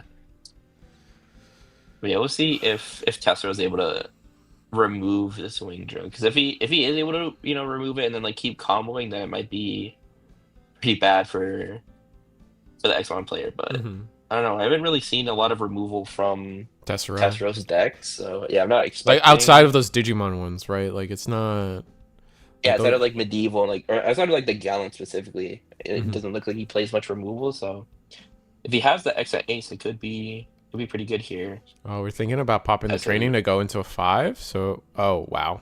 okay, triple Grav Crush. So it looks like we're just gonna probably Well, try to end the game here, yeah. if I had to guess. So yeah, that is just disgusting. That's wild. Yeah, we're gonna digivolve for 1 into the Cerberus, and I think we're gonna Oh, and then I'm gonna do. see Are we gonna? We're not gonna try. I don't see Werewolf Tessero trying to again. attack. Yeah. Yeah, is going for the werewolf play. Oh, because yes, what setting up the same play he did last game, where like now Mm-hmm. his Growlixes are going to be protected from the Xmon Ace spot Mm-hmm. deck since he has the 9K body out now. Right. Uh, man. I guess we'll have So to yeah, what? see. Like, what are we picking up? It's gonna be a mix of what are we picking up? What are we trying to do here? I really don't know. Yeah, imagine just whatever he's missing between like regular Growl and Growlix to just try and keep the loop going. But yeah, we'll see what he does. But yeah, imagine if he's popping triple graph crush, it has to mean that he's just like He going knows for the game line. He probably because has the line to go for game. I mean, we have what 20 cards in trash, plus the 2, or we have like no, it's 19 cards in trash, but then plus the 2 in our opponent's trash. So with this much memory, we're probably just gonna see like promo gallants hit the a promo gallant, secret gallant hit the board and just go at it. yeah, for sure. Yeah, we'll see how much exactly he's able to loop here. And yeah, if that's like the big thing is like the ace is good for the bot deck, but if you ace and then like, if you ace into the X and then you just like get attacked by all the Gallants coming at you and then you overflow and then it's like Yeah, you're probably not a great cooked from time. there. Yeah, I guess we'll see. Yeah, We're he's debating thinking on. here. Mm-hmm. Yeah, so he's either really bluffing or he's contemplating the X1 ace. But it looks like I think I see it in hand, so I think he's actually got it this time. So he's just thinking about what to do. But yeah, this werewolf play is really, I think, really messing up with the Exa player because it really makes the Examon ace play feel so much worse when you have to like block the Growl X and just give him an extra float. Mm-hmm. But we'll see. I'm going for it here. Looks like slam. Slam. Shield, just keep on swinging. Mm-hmm. Gonna do Or it just go again. into Delete another. our own Growl. Oh yeah, delete the Growl so you can. Oh, there's go so for many two cards in checks on the trash now. Ugh. We are gonna deck out here, I think. That's so yeah. If he doesn't manage to win here, then it might just be over. It's gonna delete this guy, float back into another Rush Geel, and then I think you have to. I mean, I think you have to ace. You have to at ace some here. point, obviously. I think it's here because this Growl X is threatening 2 checks, right? Like. Yeah, for sure. Although, yeah, I don't know, because so he's going for it here, which I think that makes the most sense. Break draw. Going for the break draw. Bottom deck that helps our deck out situation, I guess. I think he could. I think if he ever evolves again, it would automatically mill. So I think it's either way he's decking out if he were to evolve again. But we'll see. It goes for the block and unsuspend. Yep. And then X1 Ace has evade just printed on it, right? Yeah, I think so. So then we get to trash the top security, I believe, because we won a battle. Yeah, it just have. Because that's what the break draw has, or am I confused? Yeah, so it got the trash from the break draw inheritable. Did we trash it from Tessero then? Oh wait, sorry, no. The break draw is delete a suspended Digimon or Tamer, so never mind. So it doesn't actually. Oh, do we not have? Do we not have a way to suspend that Geo? Oh, that's unfortunate. There's a swinging in. Ooh, Hammer Spark. I don't think that could have been dangerous, actually. I don't know if that matters, though. I think we should have blocked. But I guess we're trying to save our evade. Yeah, I think that's what Tessera is going for here. Or sorry, not Tessera. I guess one player is trying to, because if he doesn't, then the promo Gallant just comes down and just ruins your day. But also evade makes it so you can play like double promo Gallant. Right, because then the guy doesn't get popped, so there's another guy to just keep going. But I don't know what Tessera's hand looks like. It's also pretty awkward because he can't go into the BT13 Gallant since the 2 Gilmons lived.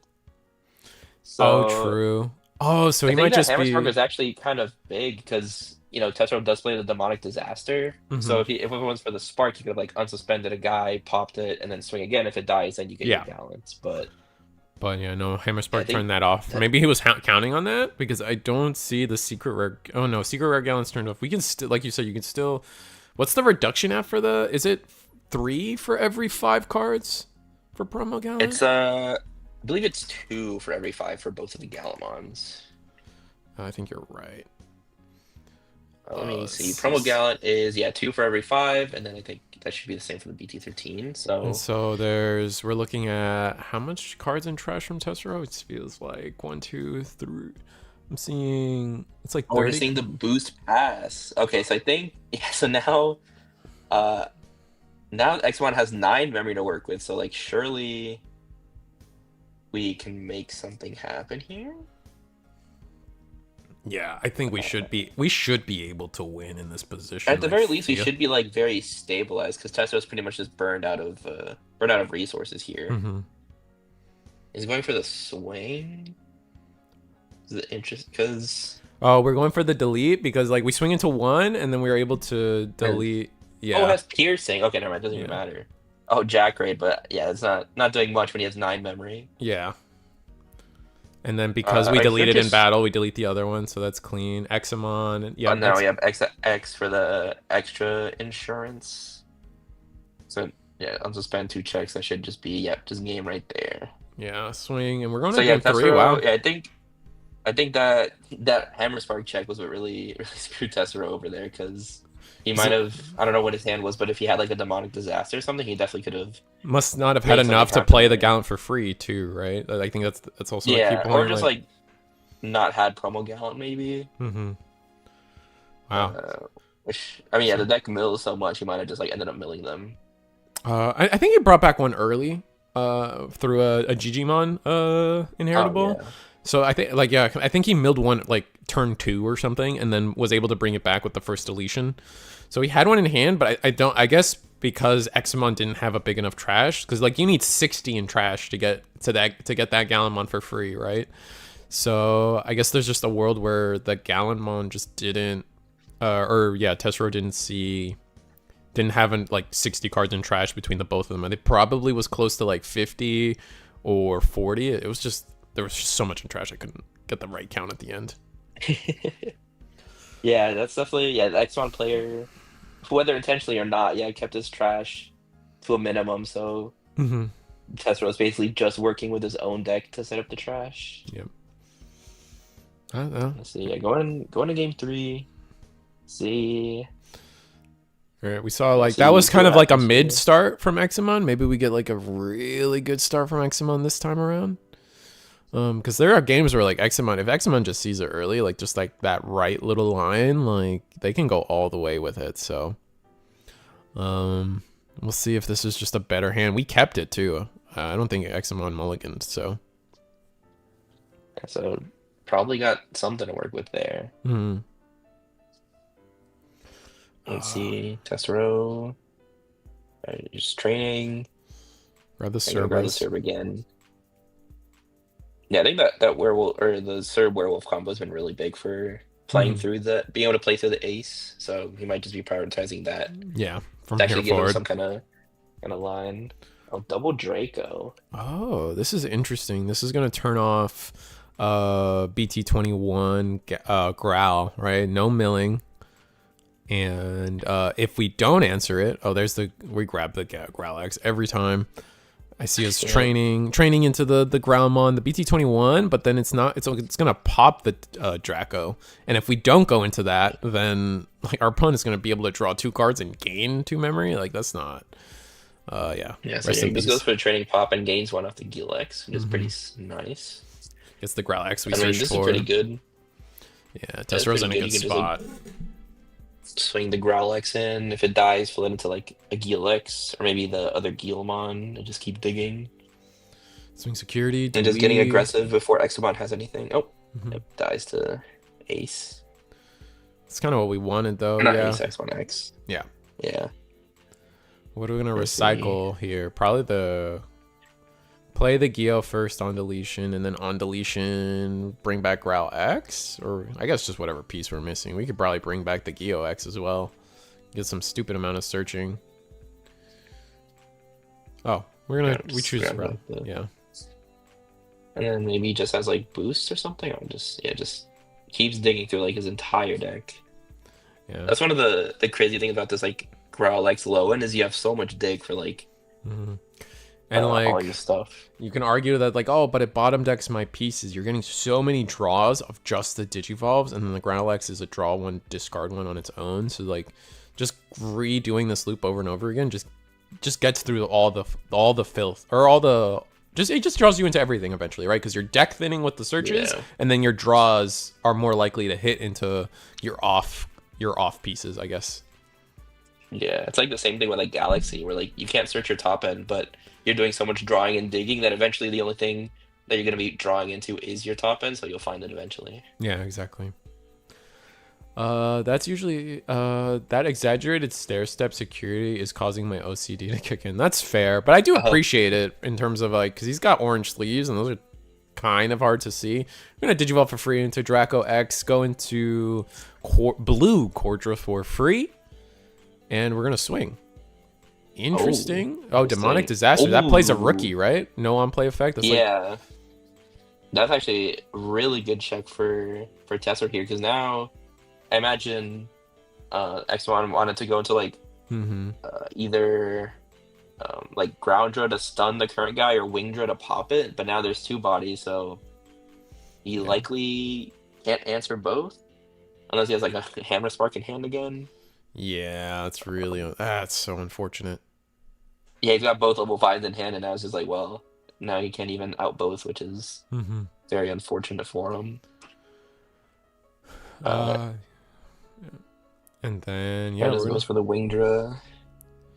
Suspend the. Imagine you pop the. I guess I don't know. I guess you might just pop the one that doesn't gain the memory, and then force him to have to delete the other guy to get the memory back. Oh no, it just goes for the memory one anyway. I think do it on your terms. It seems fine. Like it's one of those things where it's probably gonna happen no matter what. So it's just like ugh. Yeah. I think that's just like it doesn't really actually matter. I mean, you could make an argument where like, okay, make Tessero's trash a little itsy bit smaller for the start of this turn, but I don't think either's too relevant. Hello, chat. Yeah, that Demonic Disaster check was actually so bad, because now, like, if he didn't check that, then it might have been, like, he might have had a turn of, like, the chill, because Tesla would have had nothing on board, so probably wouldn't be able to, like, come out swinging, but that extra body just means now Tesla just gets the... Yeah, we just get another Growl X, like, loop here this turn. Yeah, exactly. Yeah, he's got training and boost, so he's got plenty of memory to work with, probably going to play, like, another triple Graph Crush again. Oh, that'd be so funny. I mean, it's highly possible, like you said. Like we thin the deck with all the searches and all the draws, gets us the rest of the way there. Hello, Ryu Voxwing. How you doing, buddy? All right, so the Growl swings and doesn't die. Actually, yeah. So we'll see if he has like a self pop option. Possibly. I mean, Demonic Disaster might be a 1 or 2 of, so we haven't seen it yet. I peeped a Grab Crush in Tesserio's hand, so there's that. Yeah, honestly, could also just maybe like play another boost or like trainings or something to set up if he doesn't really have a way to extend here. Because like he still gets the Growlix float if Exmon decides to actually try and pop the Growlix. We'll see what he decides to do. He's calculating something, so he might be trying to figure out the way to extend. Although I guess the other thing might be, even if he pops this, because if he goes like pop boost, he goes to 13 and trash. Oh no, okay, so he's going for training. Ooh, what are you? Jack Raid, right? Because you just want to pop off. Yeah, but if he doesn't have a level 4, he might just want to guarantee that. That'd be crazy if he didn't have a level 4. Yeah, I don't know. Yeah, it just goes for the Jack Raid, which I mean, yeah, that's fair. Just gives you way more power in the next turn. Yeah, and there's the 4 anyway, so we had it. 4, so. Now the question becomes, we swung and we didn't ace, so that tells me we probably didn't have it, because that would have been a pretty good ace there, right? We would have been looking at swinging all. I guess. Because what's the? Oh yeah, he would have just bot decked it. So would have bot decked it, and then like we would have seen a world where we're swinging the Growlix. And yeah, we might have like a level 6 to delete it to just get rid of the extra body. I can see that. I'd respect that. Seems pretty fair. But we'll see. Yeah, floats into the Geel. Yeah, just keep drawing cards. Draws into a Graph Crush. I think the hand is 2 Graph Crushes at least, and then the Jack Raid. Digivolve in the back for 1. That's sad to see. I hate seeing that. Yeah. I think, unless we're sitting on ace in a hand, I think Tesla might just pop off way too hard next turn and just kill it through whatever security he has left. And even with the ace, he might just have enough resources to get through, but looks like we have something. We have the old Slayer could do things for us. Well, it's already suspended, so it doesn't actually get to like do the taunt or anything. Oh, true. Oh, Hammer Spark? So Dave. you might okay. Davis. I think he might be digging for the exit ace, but that's none of the pieces you want for exit ace. That's sad. So I think yeah, unless I don't know, the security is really bad for Tessero. I don't know I if I think would Tessero have. just has it here. I don't know if I would have attacked in that scenario then. Like we attacked secure. Oh no, we attacked into the suspended Growlmon is what we did. I don't know if that was the right call. If this is how the turn was going to end for me. Like it Yeah, would have maybe it been. was better to go for the like Slayer draw into Examon Ace play. Yeah, maybe we drew it off of the search on the attack there, but like Is that triple here graph crushing in or is that double? Or it's it's just double. Okay. double. Yeah, I just had a picture. we got the ice as well. And we've got Jack. We know we have Jaggered in hand too. Oh, there's the All right, ace. there's the ace. I think I don't know. I think He's we're going cooked. to check the security so fast. He's not even trying to bluff. I think it might just be Might just be might just over. not have anything. Yeah. It's always XM struggle, Honestly, man. They need to draw too many cards to get there. And they just don't have the proper engine. maybe Tessero checks a Davis, and then that Davis gets into Examon Ace. Maybe I don't know. That'd be a gnarly route. I don't think Tessero's gonna let that memory thing happen again too, so Yeah, he's got 8 memory to work with, so he's just doing it. Doing whatever he wants to this turn, basically. Like you said, we have the Jack rate available to us too. Like it's just and some draw calling as well, so that like gives him a self pop option too. Yeah. What does Dino that DNA do? As we both Google the card. Yeah, that's what I'm. Play a Dracomon from hand or trash without paying the cost. That's not. Wait! But crazy. like you get to play it. Oh, he doesn't have a searching one in trash. I was gonna say maybe the search like. Oh yeah, search one. And it just means he gets pop. That's so. Yeah, if it was a search one, maybe you could have hit Examon, but doesn't get there. You have another Growl X, and then the Growl 2, delete it, and then yeah, this is a game with the Oh yeah, and then just rush heal for game. Oh wait. Oh no, he was just like flipping to see what was next. Yeah. Oh. Yeah, Tessero takes the game. Yeah, and I think that might be the end of the tournament. We might have one more round. Let me check the pairings. Pairings, there's 4 matches, so I guess technically there's 2 undefeated. Then if there's 2 undefeated, then yeah, we have 201. Well, he's 201, not 30. So I don't know if they count the tie or not. Oh, they do. So that's not undefeated. So this might be if Tessero's Okay. the only undefeated, we might be just done here. Let me see. Let me Maybe ping send something in the Discord. Yeah. Let me ping. I'll ping Chicago real quick, or Chicago. You can tell me in the chat. I know he's a loyal follower as he uses us to financier his tournament judging and hosting success. I love you, Chicago. Don't get it twisted.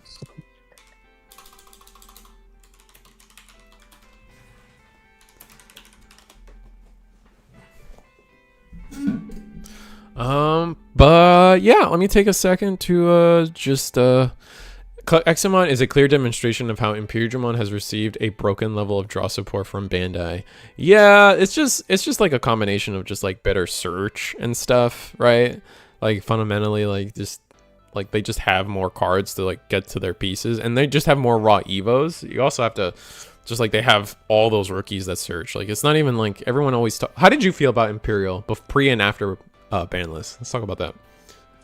So I actually picked up Imperial after the ban list because I don't know. I thought it seemed pretty interesting, and also it has like a decent adventure matchup. And so I was testing an adventure a lot, and I was getting like tired of losing. So I was like, let me pivot to something that like can actually has a decent matchup into it.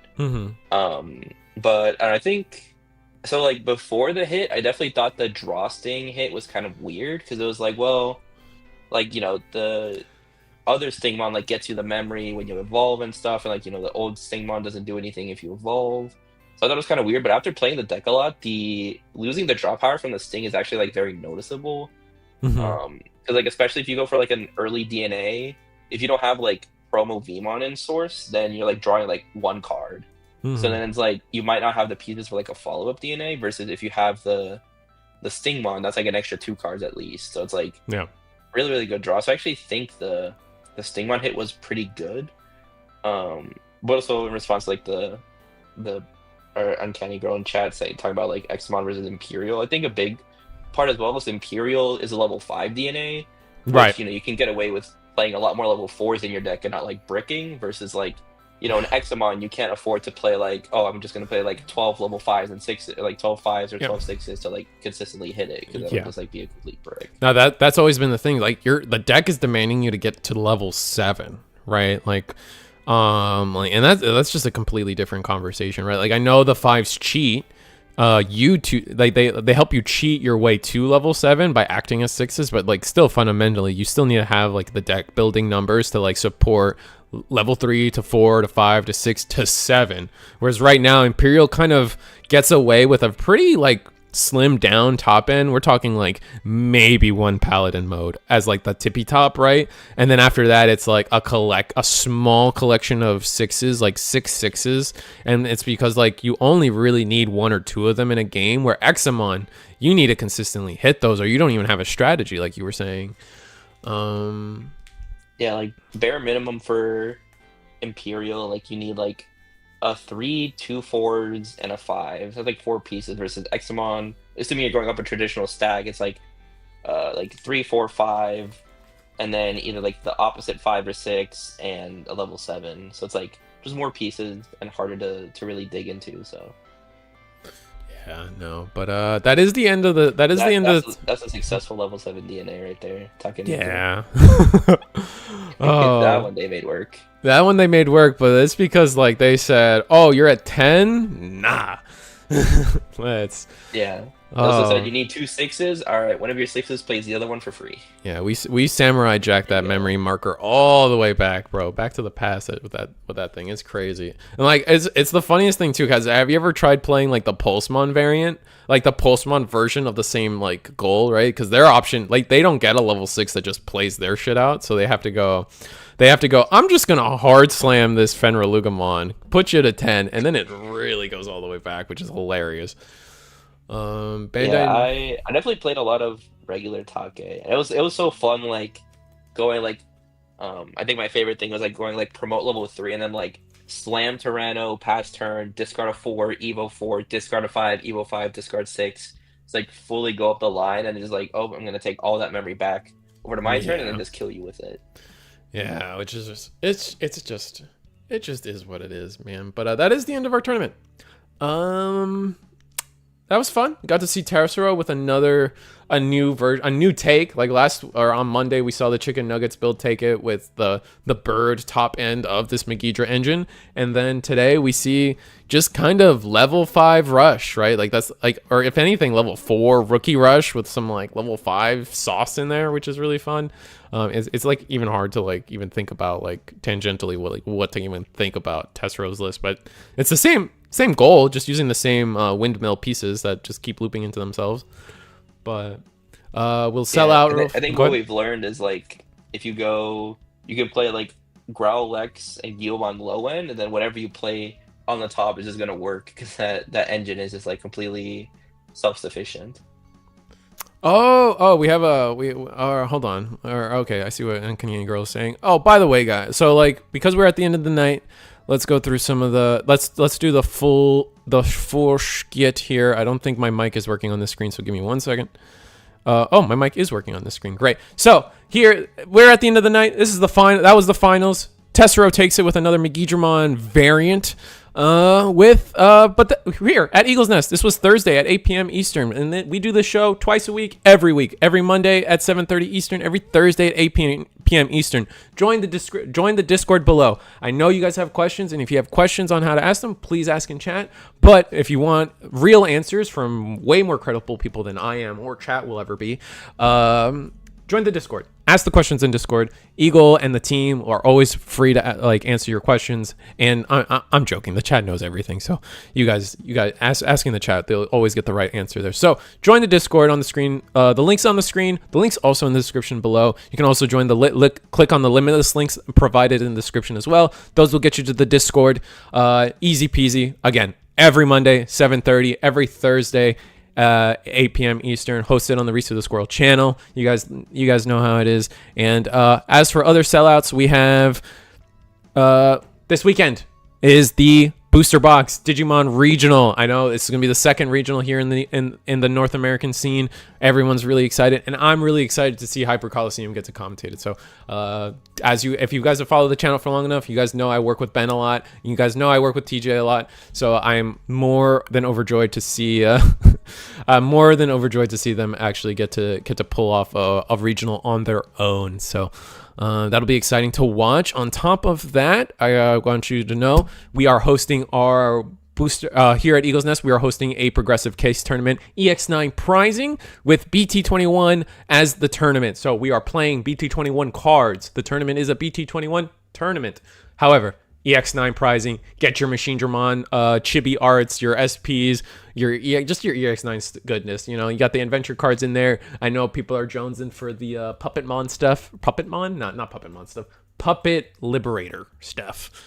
Also, become a channel member. Helps me out. Help me help you guys out is how I always kind of see it. Become an acorn. If you guys do that, then I don't know. We get to be happy, and I get to enjoy hot dogs midstream along with Tootsie Rolls, which has been my current obsession tonight. I don't know if you guys have caught it, but TJ's gonna have to be all professional and stuff. Yeah, indeed. But if you guys have if Monday and Thursday isn't enough for you guys, we have other weekly webcam tournaments that we like to sell out for. Here we have Wednesday, DigiGuard United double feature on Friday. DigiGuard United also does a second day, and DigiQueen. We have recently on the join Eagle's Nest Discord.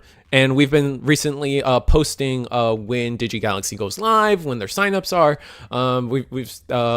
There's been a push by like Michael Iafrate and others to kind of let people know when that stuff goes live. So join the Eagles Nest Discord to be more aware on how DigiQueen and DigiGalaxy gets run off the ground. So that was a lot. You got anything, Llama? No, just I don't know, I guess shout out the Team Huang Zero. Someone mentioned it before, and I thought that was a funny name for it. But aside from that, yeah, nothing much. It was fun to commentate. Got to see a bunch of different decks. Pretty fun. So I don't know. Yeah, good time. Also, Digipanda sleeves. I didn't get to that slide, but Digipanda sleeves. Use the description below. You saw me live react to ripping one in half. I'm sorry, but like we had come in. I had to show you the integrity of these, right? And I also broke one of my. These are a relic, aren't they? These Digi-Egg sleeves. So I broke one of these for you guys to prove a point. So appreciate me. But anyway, good night, guys. We're done. We're skipping out, and see you guys. I better see you guys on Saturday on that stream in the chat. Number 1. Number 2. See you guys Monday. Love you. I hope you have a good day. If you didn't have a good day, I hope the stream made it a little better, because you certainly made my day better by interacting with me. And with that said, good night. Bye. Good night. We're ending.